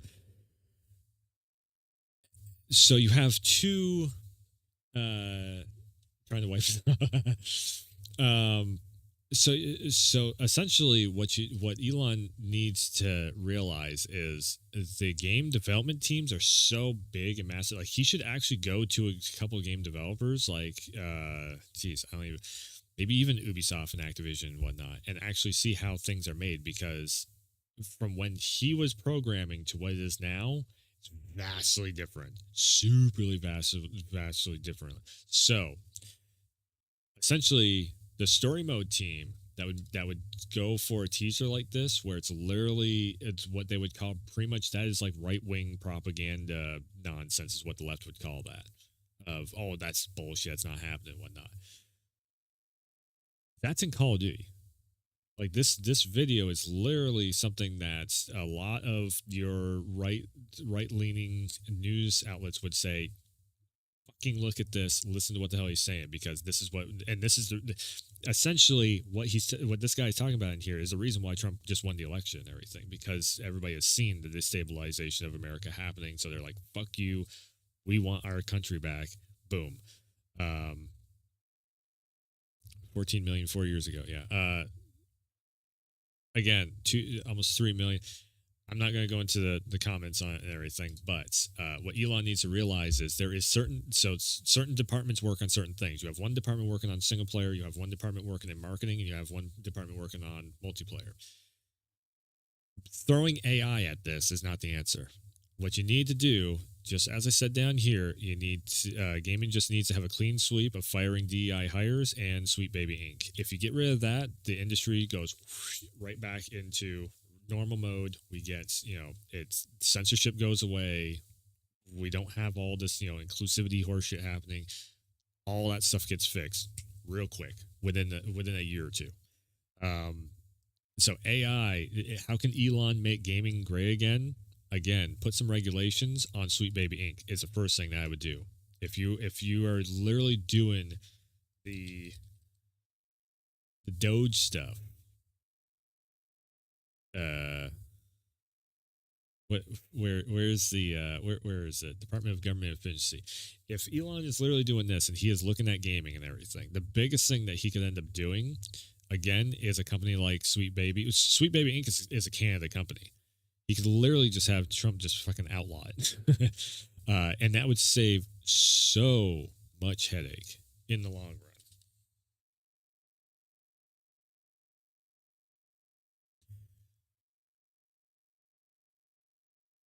Worst thing that ever happened in the gaming industry. The reason we say that forced diversity and inclusion is bad for storytelling is because the only thing we know about this new character is what flags, which again, the character wasn't even recently shared a ton of information about Black Ops 6, including various gameplay modes. But this includes a operator named Rose that is being used to inject gender identity into the game. I didn't see anything gender identity around this. Again, I think that might, and this is the other thing that we're getting. Again, too. There's a lot of people taking what. To Alan Wake, which one is cool, but we didn't do, and also of putting pride flags into Spider-Man's New York, which again, so good, love to see them, but we were not responsible for them. But we were not only being accused of, forcing a black person into Alan Wake, which. Do you think Kim is telling the truth, or is she lying? Well, the problem is with what she's saying here is the Sweet Baby Inc.'s whole mission statement is to literally put stuff like that in the games. Yes, Unknown 9 is actually one of the latest ones where they had a bunch of their hands in on this. But again, I think it's just the game itself. Let's see here. Jean Grey, ugly, mess. I don't know what that's about. And of course, again, this scene here in Dragon Age Veilguard, this is something they absolutely push for. So Elon, if you want to get rid of that stuff, and there has been stuff in the background where Sweet Baby, they will try and sue companies for not conservative. What Avail demands you embrace woke future and act mandate. Veilguard situation implodes. There's a lot of people. AI make games great again. AI game studio is a good thing. Grums is shit. AI over Sweet Baby Inc. any day. And this is what's the lesser of the two evils in a way. We all know it won't work. Again, there is a lot of social media drama around all this stuff, though. But yeah, I just found that really funny that Elon is essentially, he is going in on this stuff of hey, we need to change up the gaming industry because, the gaming industry, it's the biggest form of entertainment in the world. It's bigger than music. It's bigger than movies. It's bigger than TV shows. Gaming is, it's the most popular thing in the fucking world now. So if they have, if a company, or if there's multiple companies, siding with all that stuff, then yeah, there's a big, it keeps it kind of culturally relevant. I really the thing is I would love to not even talk about this stuff because the more you talk about it, the more it becomes relevant, the more it gets pushed. The problem is even if we're not talking about it, the game companies are still buying into it and they are still going with this stuff. So then we get it pushed into our face even more. We need to, if we want that to stop happening, then we gotta, we gotta actually do something about it. So, anyways, yeah. So if Elon's gonna do something, that's what I'm saying. Regulation with Doge over, not XAI. I don't see that being a thing. What you really need is just to clean it. I don't know if you can regulate hirings. That might be, I don't know about that, but definitely regulate Sweet Baby Inc. and any company that's like that. And do like a deep search of any companies that are doing this, because Sweet Baby is just the one that we all know of. Is there other companies also on the sidelines that are, being like, we're going to sue you if you don't add this in there? We have literally seen the mission statements of them, and they have it on their website. It's buried into the back of their website now. It used to be on the front page of like, we will make sure and put this stuff in every game and whatnot. So again, yeah, how do you do regulation on this stuff? Regulate the companies. Probably the DEI hires are already in there. They're probably going to be there for the long run. Because they are usually, unless somebody really tells them off and they run away crying. But then again, the sales are so bad that they might end up being, they might just go, we can't afford to keep you hired on anymore. And then the problem with that is then we'll end up seeing a downsize in the gaming industry. And that will probably be because everything gets worse before it gets better. Now I'm thinking about this. So we're probably going to see a downsize in the gaming industry. AAA is going to get smaller. So GTA 6 and stuff like that is going to probably be like, that's going to be the last of the major, like big scale stuff that they do. Downsize it, be like, okay, we're downsizing the industry. So DI hires get fired. Probably going to be some good developers in there also that get fired, caught in the crosshair of all this stuff. Then afterwards, once they recoup the costs of everything that they've lost, then they can end up, making the studios bigger if stuff starts selling well again. And that's basically going to depend on if Trump brings the economy back in this next 4 years. If Trump can actually if Trump and his team does their job the correct way, brings the cash flow back into the U.S. and actually gets us, the price of everything dropping down and whatnot, and people can buy more games and keep the industry afloat easier, then hopefully we won't see the DEI hires. Well, those guys will get replaced. The problem is it's going to take probably till next gen to actually even all this stuff out. It's going to take at least 3-4 years because it takes that long to develop a game or the next, generation of games. So yeah, we are going to be stuck with the downsizing of the industry for at least the next 2 years. When the PlayStation 6 and Xbox goes full on subscription based online cloud servers, when the 5000 series and freaking 50 series, PC equipment comes out and all that stuff, that's when we'll start seeing the shift in everything. That's going to be for another couple of years. It's just the way it probably the problem with this is like the industry won't be back to normal until probably like 2028, 2030. That's how long it's going to take to fix all this stuff, because it does take so much time and effort and funding and everything to make games. It takes at least 4 years to develop stuff. Whatever has been in development for the last 3 or 4 years, hopefully all that stuff is done. But now we have to start new development on new things. So you're just hoping like hell that the first year or so of development is being, all these DEI hires and Sweet Baby Inc. bullshit is being replaced and being wiped out, basically, with, just regular ideas and regular creativity that is unfiltered. There we go. Unfiltered creativity. Holy shit, let's bring that back to the industry. That's how you make gaming great again. Unfiltered creativity. Not like, oh, you can't do that because we don't believe in that or whatever. That's the reason why the like early to mid 2000s was such a great period in gaming, because there was no filters. You can make whatever you wanted to make. And what it turned into, or what that era of gaming was. So we're talking PS2, we're talking maybe original Xbox, we're talking GameCube, we're talking, all that era. It was unfiltered, but at the same time, the gaming industry relied heavily on ESRB rating. So if we get back to that, and yes, the parents are going to lose their shit because they have to actually keep track of what the hell their kids are checking out and everything. Oh well, do your duty as a parent. Holy shit, yeah. So like again, I think that's the biggest takeaway from all of this stuff is like, Elon, don't rely on AI, because basically what Elon is saying with this tweet, X post, whatever you want to say right there. Too many game studios are owned by massive corporations. AI is going to start XAI is going to start a game studio to make games great again. We the gamers need to unite and sought out to Elon X about that bullshit stuff. That's the reason why I'm doing this video right now.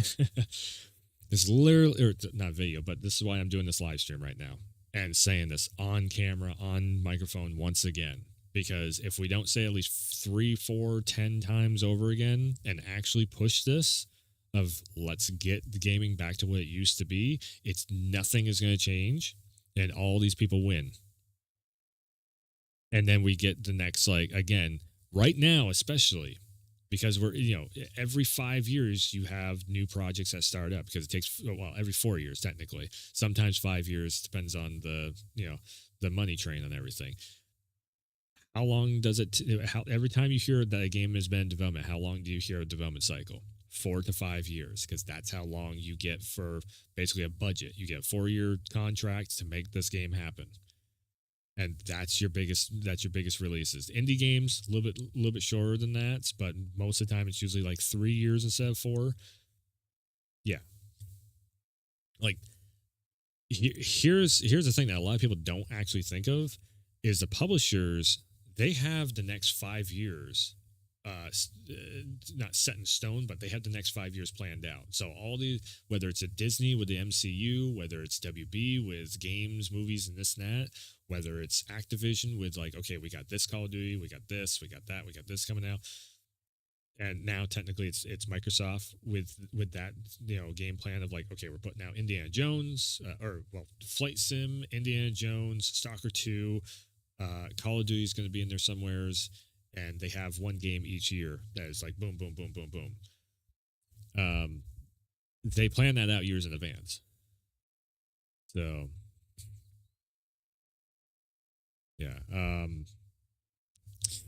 Trying to think of if there's anything else to go into. That was pretty much the two biggest news cycle things was Bloodborne and also all this. Again, Elon, man. Between like everybody, like, what if Elon bought Twitch? Which I think the more I was thinking about that, the more I'm like, I don't think it'd be a good. That's one thing I don't think Elon should buy is Twitch. I think if anything, man, okay, so that's okay. If Elon bought Twitch, I would like to see him like do similar stuff to what Amazon was doing, just not with all the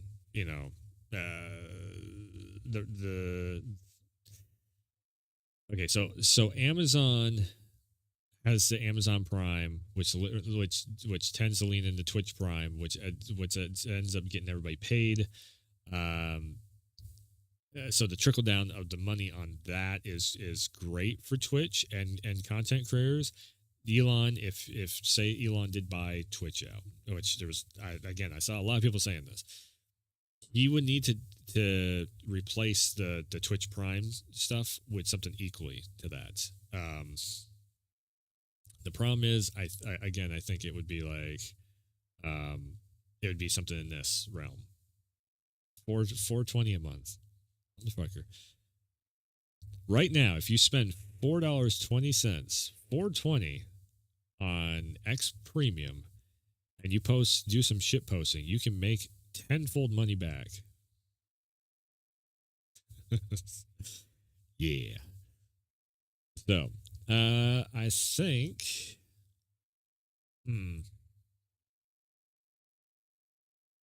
I think Mass Effect Andromeda is suffering from over corrections to Mass Effect 2 and 3 criticism. Done surveys, obviously a ton bias. Yeah, that was something too.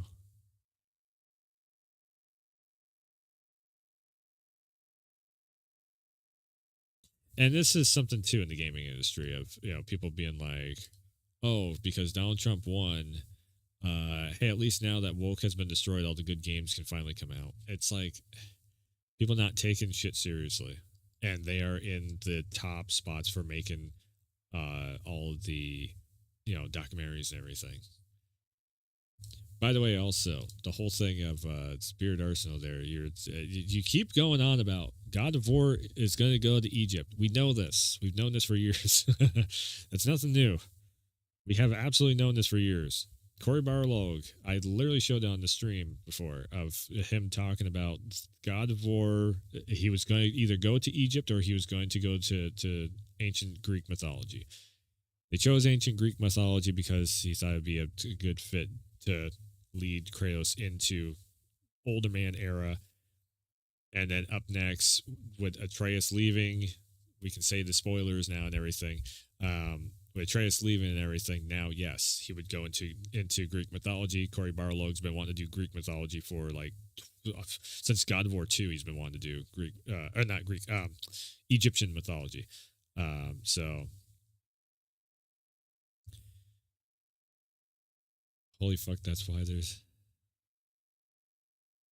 there are ESRB ratings on games.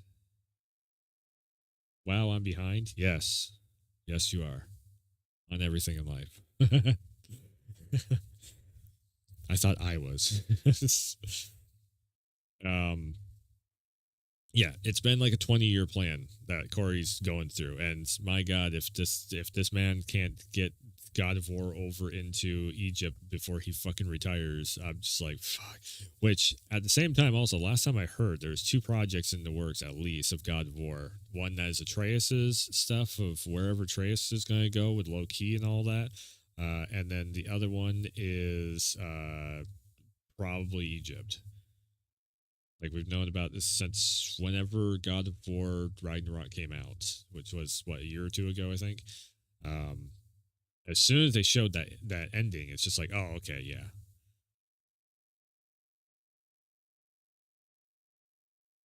But here's the real question of everything. If he goes to Egypt, does what the hell's her name? The new girlfriend there, does she go along with him? Fuck, what the fuck? Faye? No, Faye is Atreus' mother. You know who I'm talking about. The Valkyrie there. Fuck. Does he take a Valkyrie into Egypt with him? How would that even work? How does he get to Egypt? Freya. There you go. Yes, Freya. Man.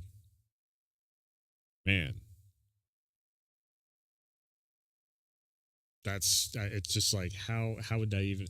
It wouldn't be time travel, it'd be realm travel. So then what are they going to do? Open up that where he can go through the fucking multiple realms whenever he wants to? I mean, that's getting... in a way, I don't want Kratos to have that much power. He walks 505.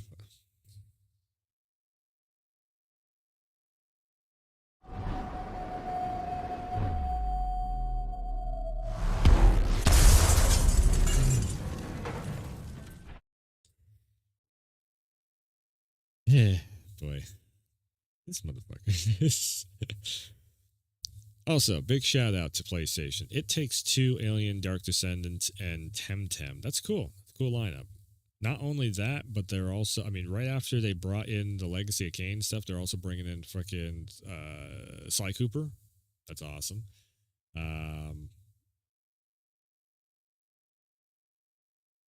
So yeah, that's gonna be super cool. I'm gonna get some platinum trophies on Sly Cooper and Jack and Daxter.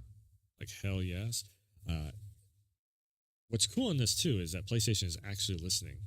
They are 100% listening to all of us that are like, hey, where's the other Sly Coopers? PlayStation's like, we got you. Now they just need to listen to the Bloodborne thing. If they do that, PlayStation has won every single award in the world. Here's what, wow. The Game Awards is what day? The PlayStation State of Play, possibly, with the Bloodborne information, is what day? I think PlayStation's going to screw over... What if? What if? Just a big what if. What if they announce Bloodborne 2 remaster, or not, well, Bloodborne remaster and Bloodborne 2 is teased. And then Elden Ring wins just because the fan base is like, oh my god, Sony's amazing again. And have your Bloodborne identity crisis, as long as we Square people get Vagrant. You need to make here's the thing with Vagrant Story. Nobody even fucking knows what the Vagrant Story is for the most part. If you say Final Fantasy, everybody's like, oh yeah, I've heard that. Vagrant Story, unless you're just a squarehead, a squarehead, there you go. Unless you're a squarehead, everybody's like, what the fuck is Vagrant Story? I've literally been in chats with 10,000 people watching and a couple thousand in the chat rooms.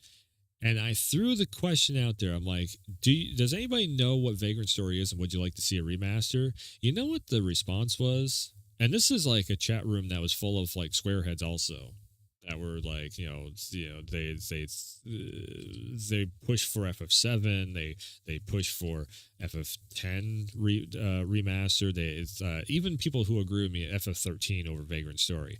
And everybody was like, yeah, Vagrant Story was all right, but it would need rewriting and everything else because the story is like so fucking hard to follow because they're like, ye out thou, ye this, that, other thing. It's, yeah. They would need to redo how the characters talk. Now, Vagrant Story, there is one thing that is running good with it, though, is the original guy who made it wants to see it come back. And then also, if they did it kind of in a more... And also the problem with Vagrant Story is I don't think it's going to come back until Square actually has a good hit on their hands once again. I mean, outside of just Final Fantasy VII Rebirth.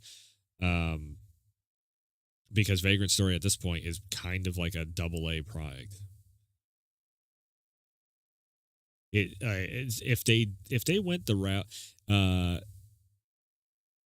here's where I would say, okay, Vagrant Story comes back, remastered, remade, whatever you want to say, probably remade. They did it in kind of a comic booky style. So then they're not spending a fortune on like CGI and everything. I want to see the game be super majorly CGI.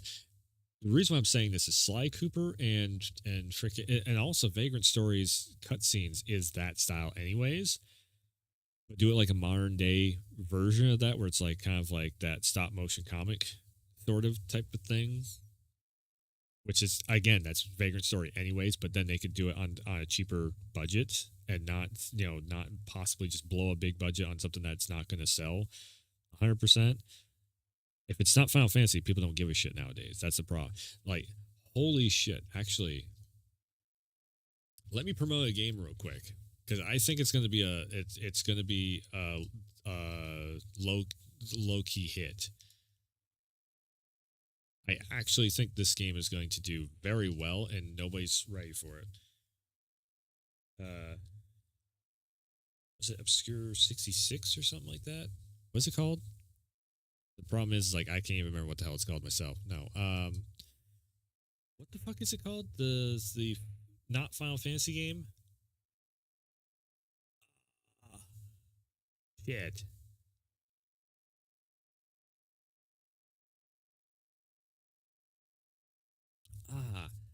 New Final Fantasy like game. What the fuck is it called? I thought it was like Obscura 66 or something like that. It's a AAA big budget game. Shit. What was that called? I just seen... What the fuck is it called? Obscure. No, not Tactics. It's that fucking one there that's I showed you. That's like big AAA, big budget game. It's turn based. fucking, what the hell is it called? It's not obscure. It's is it obscure, like 66 or some shit game? 2004 game. Well, it's not obscure. It's fucking, oh my god, what the hell is that game called? Shit. What the fuck? 66. No, that's not it. Ascension? No, that's not it either. Trying to promote a game and I can't remember what the hell the damn name of it is.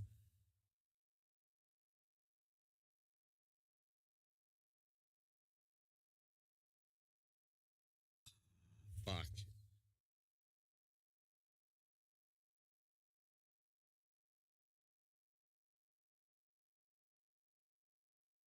It's not from Square, I don't think. It's from shit. It's a PlayStation shit, PS5 exclusive, I do believe. Turn-based.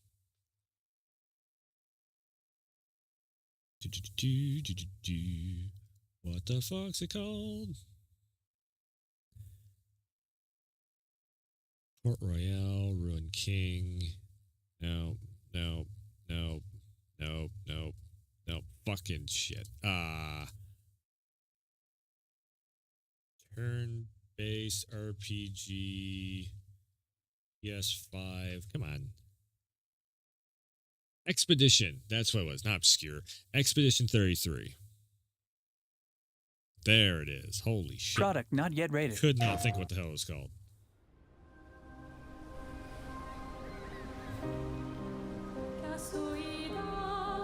I think Vagrant Story is kind of dead. This would take its place.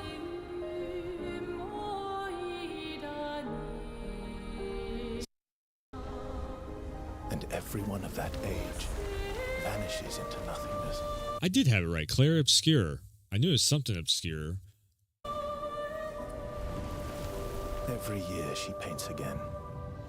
And every year, an expedition departs for the continent with one hopeless mission. Destroy the paintress so she can never paint death again. We'll break the cycle so she can't steal anyone else's future. This world is full of wonders. Yet everywhere we go, we walk with death. Do you mean we're the only ones left?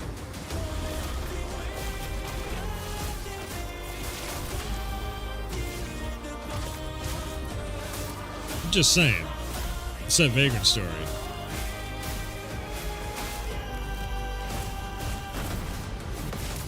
Let's champion this.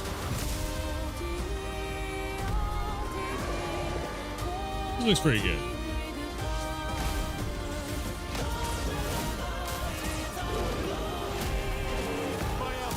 Looks kind of cool. Even if we fail, we lay the trail for those who will come after. Right? We are Expedition 33.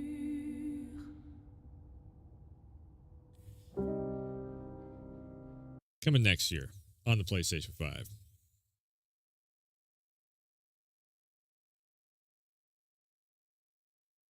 Okay.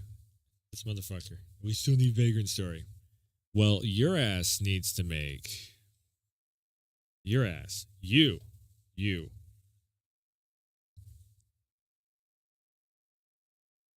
Put up some footage. You need to make a video pushing for Vagrant Story. You need to be what you want in the world.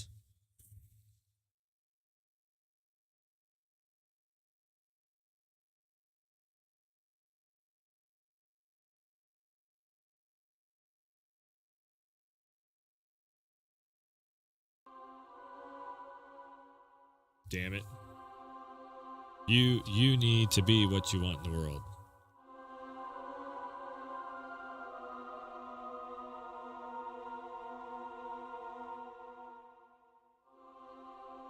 You need to make a video claiming, explaining, and crying to Square Enix, pleading with tears held back,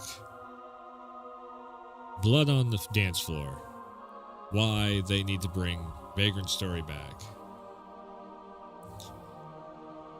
This is actually using the Elden Ring graphics template. I mean, shit, if they remade Vagrant Story, but turned it into kind of like a Dark Soulsy type of vibe.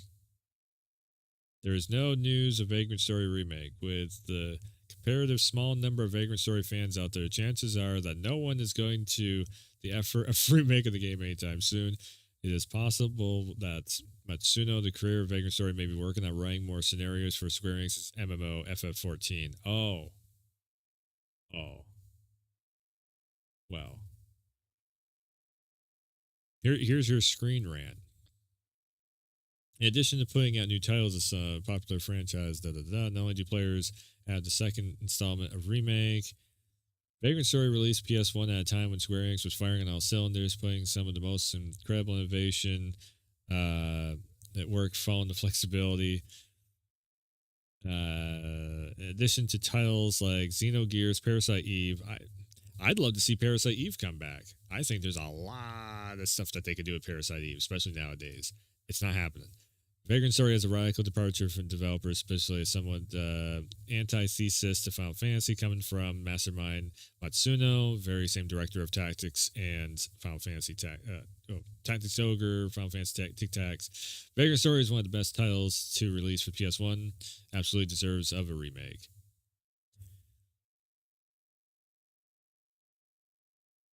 I don't know what this aesthetic is, but I kind of like it. Anyways, runaway success. Most of the prevailing rumors surrounding the next possible remake from Square Enix seem to point to the existence of a FF9 remake, but recent developments suggest that Matsuno may be dropping hints at possibility of remake and remaster Vagrant Story. Since directing 12. Matsuno has taken somewhat of an extensive break from the gaming industry at Square Enix, with one exception, his work assisting on the Stormblade expansion for FF14. Matsuno showed a couple of cryptic images official, including an image of Vagrant Story running on the PS Vita, and some of the imagery from the game itself, while it's all speculation at this point, does line up to the fact that Square Enix itself has openly acknowledged its desire to remake more of its past titles. Imagine the incredible visual style of Vagrant Story modernized for next-gen hardware, while also introducing new quality-of-life features like radio menus and weapons wheels. Aw, shit, here we go again.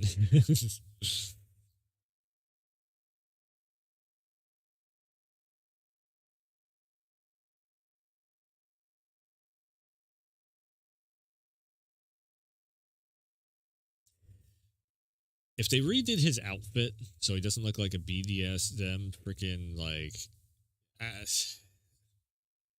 I like this. I like she kind of like got like this like, you know, Matrix looking ass like bunny outfit going on, whatever. You redo the hair and the outfit, kinda.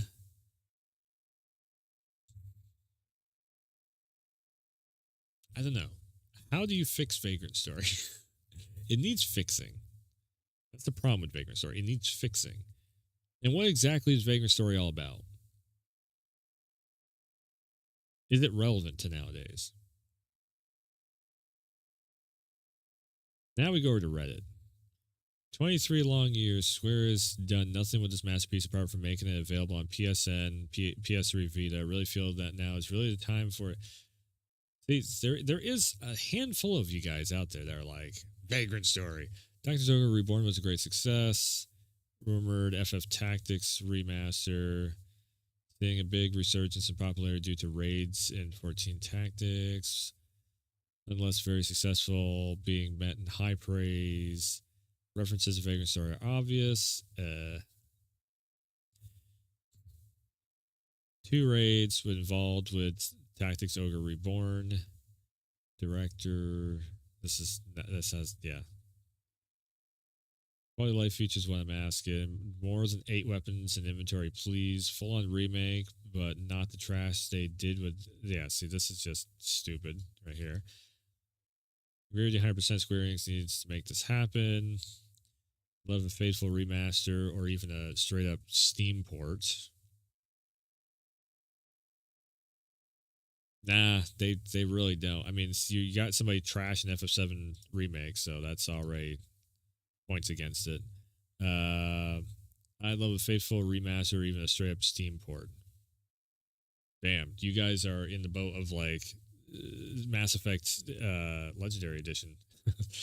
A straight up port or bare bones remaster would do the game no favors. Reviewers and most gamers would crucify it for its tedious interface, especially as it concerns combat and crafting. Don't get me wrong, the game is a work of art and an undeniable masterpiece, but that doesn't mean it doesn't have flaws or is above criticism. Any re-release of the game at this point, be it remaster or remake, that didn't address these criticisms, yeah.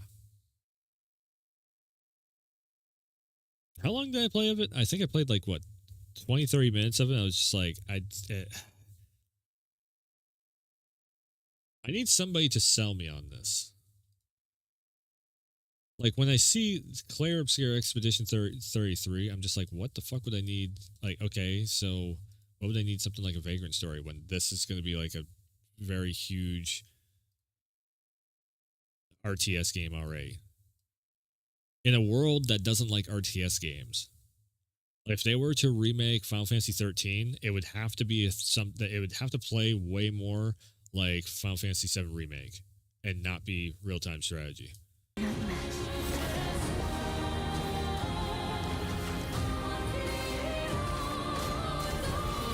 Sorry, not real-time strategy. Turn-based. It wouldn't. It'd have to not be turn-based.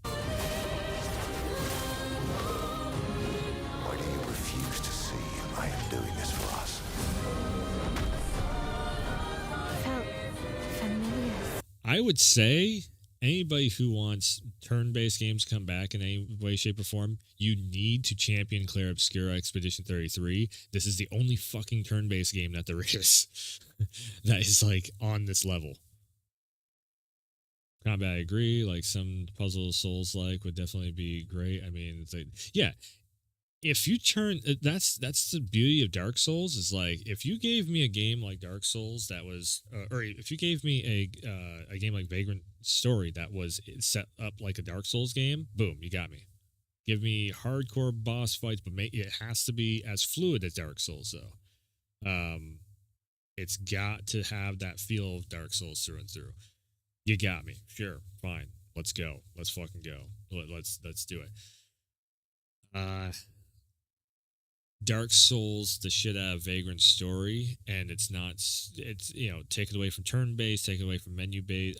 Again, though, I would even if Vagrant Story went way more in the realm of FF7 remake, where it's like you have, I don't know if you have multiple people in your party or whatever in Vagrant Story, but just like you can run up and who's making this? Expedition 33 is its PlayStation studio, I think.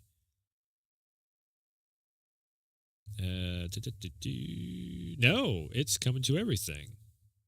Oh. Well, shit. It's just PlayStation is doing a shit ton of heavy lifting to get the word out around about this. Hold on.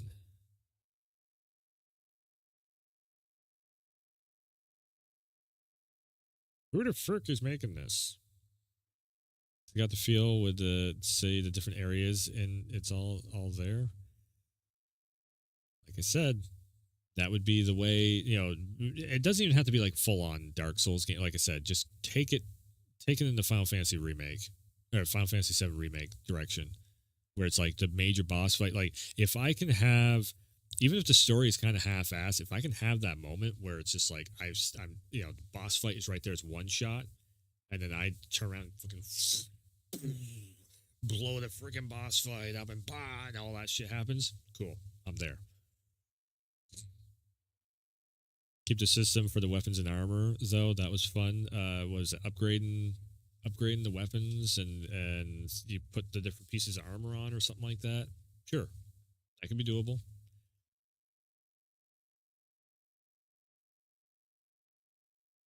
I literally can't figure out who the fuck makes this.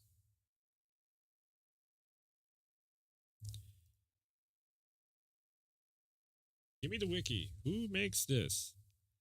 Steam, fine, whatever. Developer is Sandfall Interactive and Kepler Interactive. Ooh. Oh. This is their so they literally made this studio to make this game. Oh. This is going to be a hit or miss game then.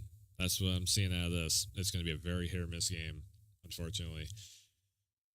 Again, you're going to want to champion.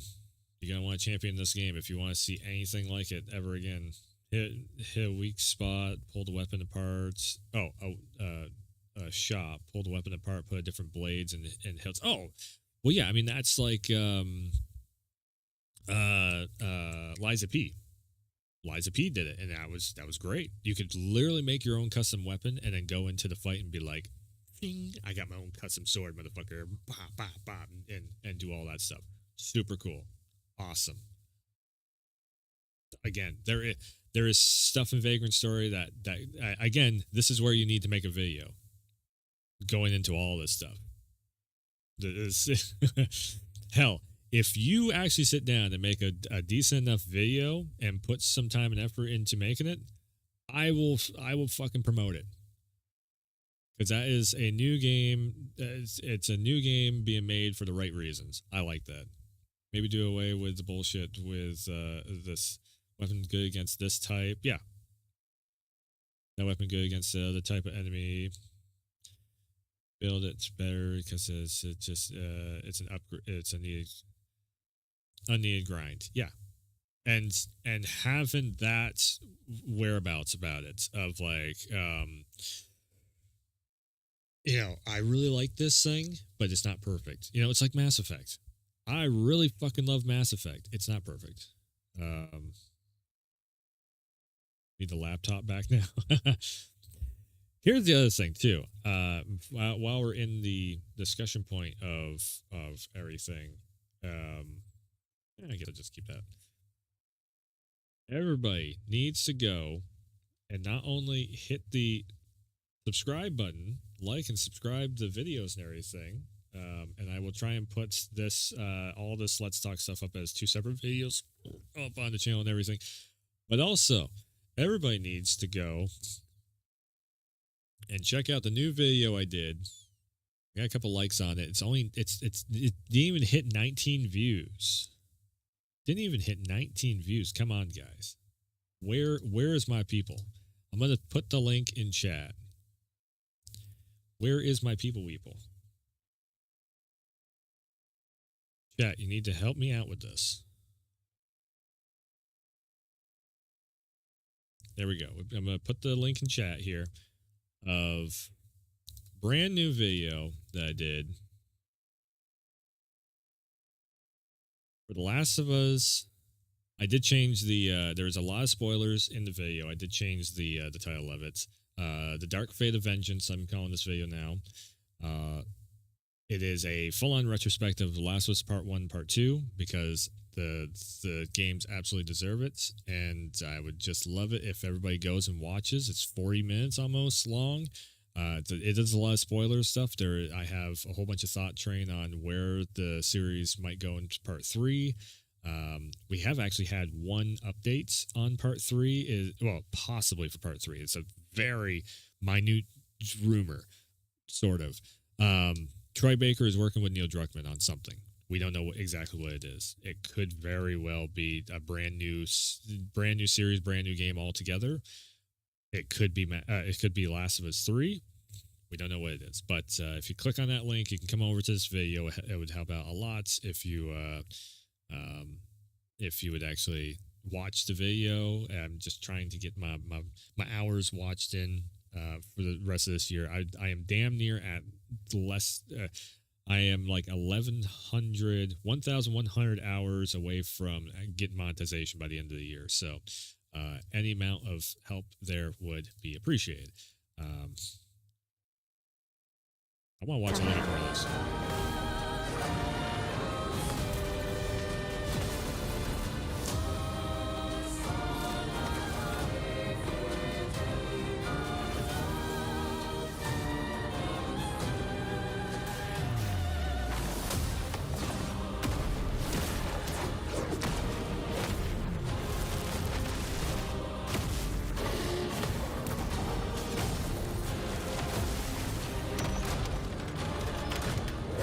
I wonder. May everything be decided before their very eyes, between the bars, of their prison, in the shadow of the monolith. So literally, the lead character, Clive from Final Fantasy 16, is one of the lead characters in this game. Kind of crazy. See you. Looks pretty damn good. I will give it credit. It looks pretty damn good. But yeah. All right. I'm getting hungry. I've been going for 2 hours. Didn't want to stream super long.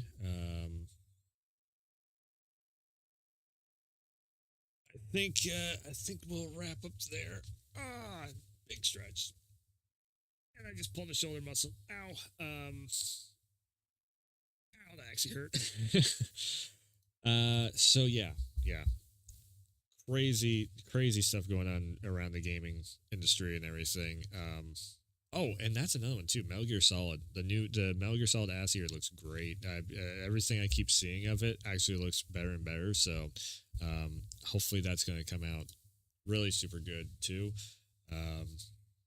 Who knows? Maybe in the future here we will end up seeing something from Beard Arsenal if he actually gets his act together and wants to put together a video. He's been talking about a Vagrant Story video for years now, and how Vagrant Story needs to come back. So if we can, again, I will help you with doing voiceover and promotion if you can get together a good enough video. I'll help you do it.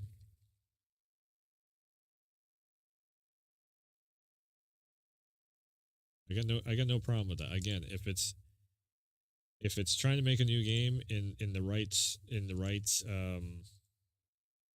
not just like, oh, let's just make something, but like actually where it's like, okay, if you really believe in Vagrant Story, that it could be something really cool, sure. I like that. That's the essence of what makes gaming great. So, anyways, I think that's going to do it for tonight. I'm going to wrap this up. I will probably be back with more Assassin's Creed Andromeda. I don't know about tomorrow, next day, sometime in the very near future here. And yeah, we will see. We'll jump into stuff here. Be on the lookout on the channel too for a couple more. I don't know if I'm going to make series out of them, but I was going to do something with Expeditions, Mudrunner. I was going to do, I played more of Mr. Mosquito. I'm just like, I don't even know if I can put that stuff on YouTube. And also, Mr. Mosquito, it's very niche. It's very niche. I don't know how well that would do. Anyways, I might have a short of getting like a platinum trophy on Mr. Mosquito because I think it's going to be pretty easy to do that. Outside of that, Sly Cooper 2 and 3, I'll probably end up doing streams of those games whenever they drop. That's next month and everything. So just got a whole bunch of stuff. Again, one more shill for the subscribe button, and also definitely not just subscribe, go and watch the videos on the channel and everything, because I need those hours watched. I definitely have been seeing on the stat sheet. Actually, let me real quick. Let me just show you. Let me show you a little something, a little bit behind the scenes. This is where I'm at. So if you'd like to help that out with hours watched, be muchly appreciated, because then I can actually get into memberships, super chats, and I think affiliate links or something like that. And what this will end up doing is I do have to maybe watch my mouth a little bit more, gonna try not to. But yeah, what this does is it just allows me to do more with the channel, essentially. So any money that goes into the channel, it just allows me, like the PS5 Pro, I'd be able to pick that up. If I get, yeah, of course, enough monetization revenue coming in. If I can get into this where I can start running the ads on the channel, I know it's kind of a pain with the ads on the channel and everything, but if I could get this set up again, that just goes into helping, if there's a new controller out that I want, check it. Again, I'm not going to push stuff that I wouldn't be using myself. It's like a lot of people are like, the PlayStation Edge controller is a terrible controller because of this, that, and the other. I'm like, you know what? No, I would recommend it. I actually really like it. I like the PlayStation 5 controller, though. And again, that's kind of where I would be going with stuff. And, my mixer and everything else. Like, I should actually do a kind of an updated gear video of everything I use. Maybe I might have to do that in the future. But anyways, if you want to just put videos on in the background so I can get this watch hours done, be muchly appreciated. I'm at 600. I got a good soft landing on the subscribers count for the first part. I would like to get a little bit past 1,000, like maybe 1,100 subs in the future here would be very nice, just so I can, it's like peace of mind. You want to have that 100 subs wiggle room right there. And then the watch hours, that just, it'll just keep continually growing and growing and growing. But yeah, that's where the channel's at right now. To be completely, transparent, honest, and everything. Yeah. Funny enough, this channel is still not bigger than the original Werewolf channel. After all these years and everything, all this time and effort and everything, it's just the oversaturation. I guess if you put like inflation of oversaturation of all the people that are on YouTube now doing content creation, I'm probably bigger than I was back then. But numbers wise on the stat sheet, I'm still not quite. If I can get over 800 subs, then I will be just getting over the top. I think it was like 800. Was it 8 or 1,000? I can't remember now. I always say it was 1,000 subs, but I think it was actually more 800 subs or something like that when I actually went back and looked at it. I remembered it being like 1,100 or something. I think actually what that 800 mark was probably when I ended the channel. People, like 200 subscribers dropped off because I was like, okay, I'm going to end this channel and go over, I'm going to make a new channel, which was this channel here. And I think they probably unsubbed from that channel, went over to this channel. So technically it should have been roughly 1,000 subs.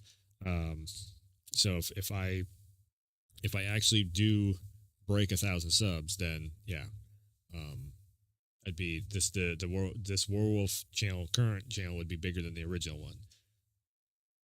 Kind of crazy to think. It's just like I said, it's oversaturation wise. There's so many more people with channels and and content that they're putting out.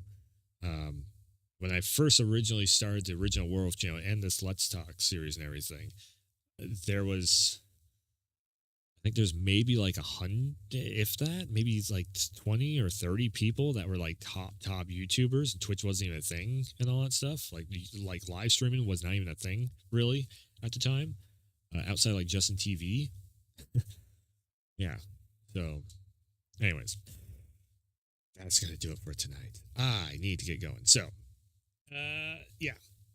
Any little bit helps. Go check out the Beard Arsenal's channel also. He's been semi-regularly uploading. Actually, this last week he's been pretty good at uploading, so I will give him a shout-out. Go check out Beard Arsenal's channel and the Beard Arsenal. And, yeah, go show him some love, too. Anyways, that's going to do it for tonight. It was fun. That's all I got. So thanks for tuning in. Thanks for stopping by. And as always, I will see ya next time.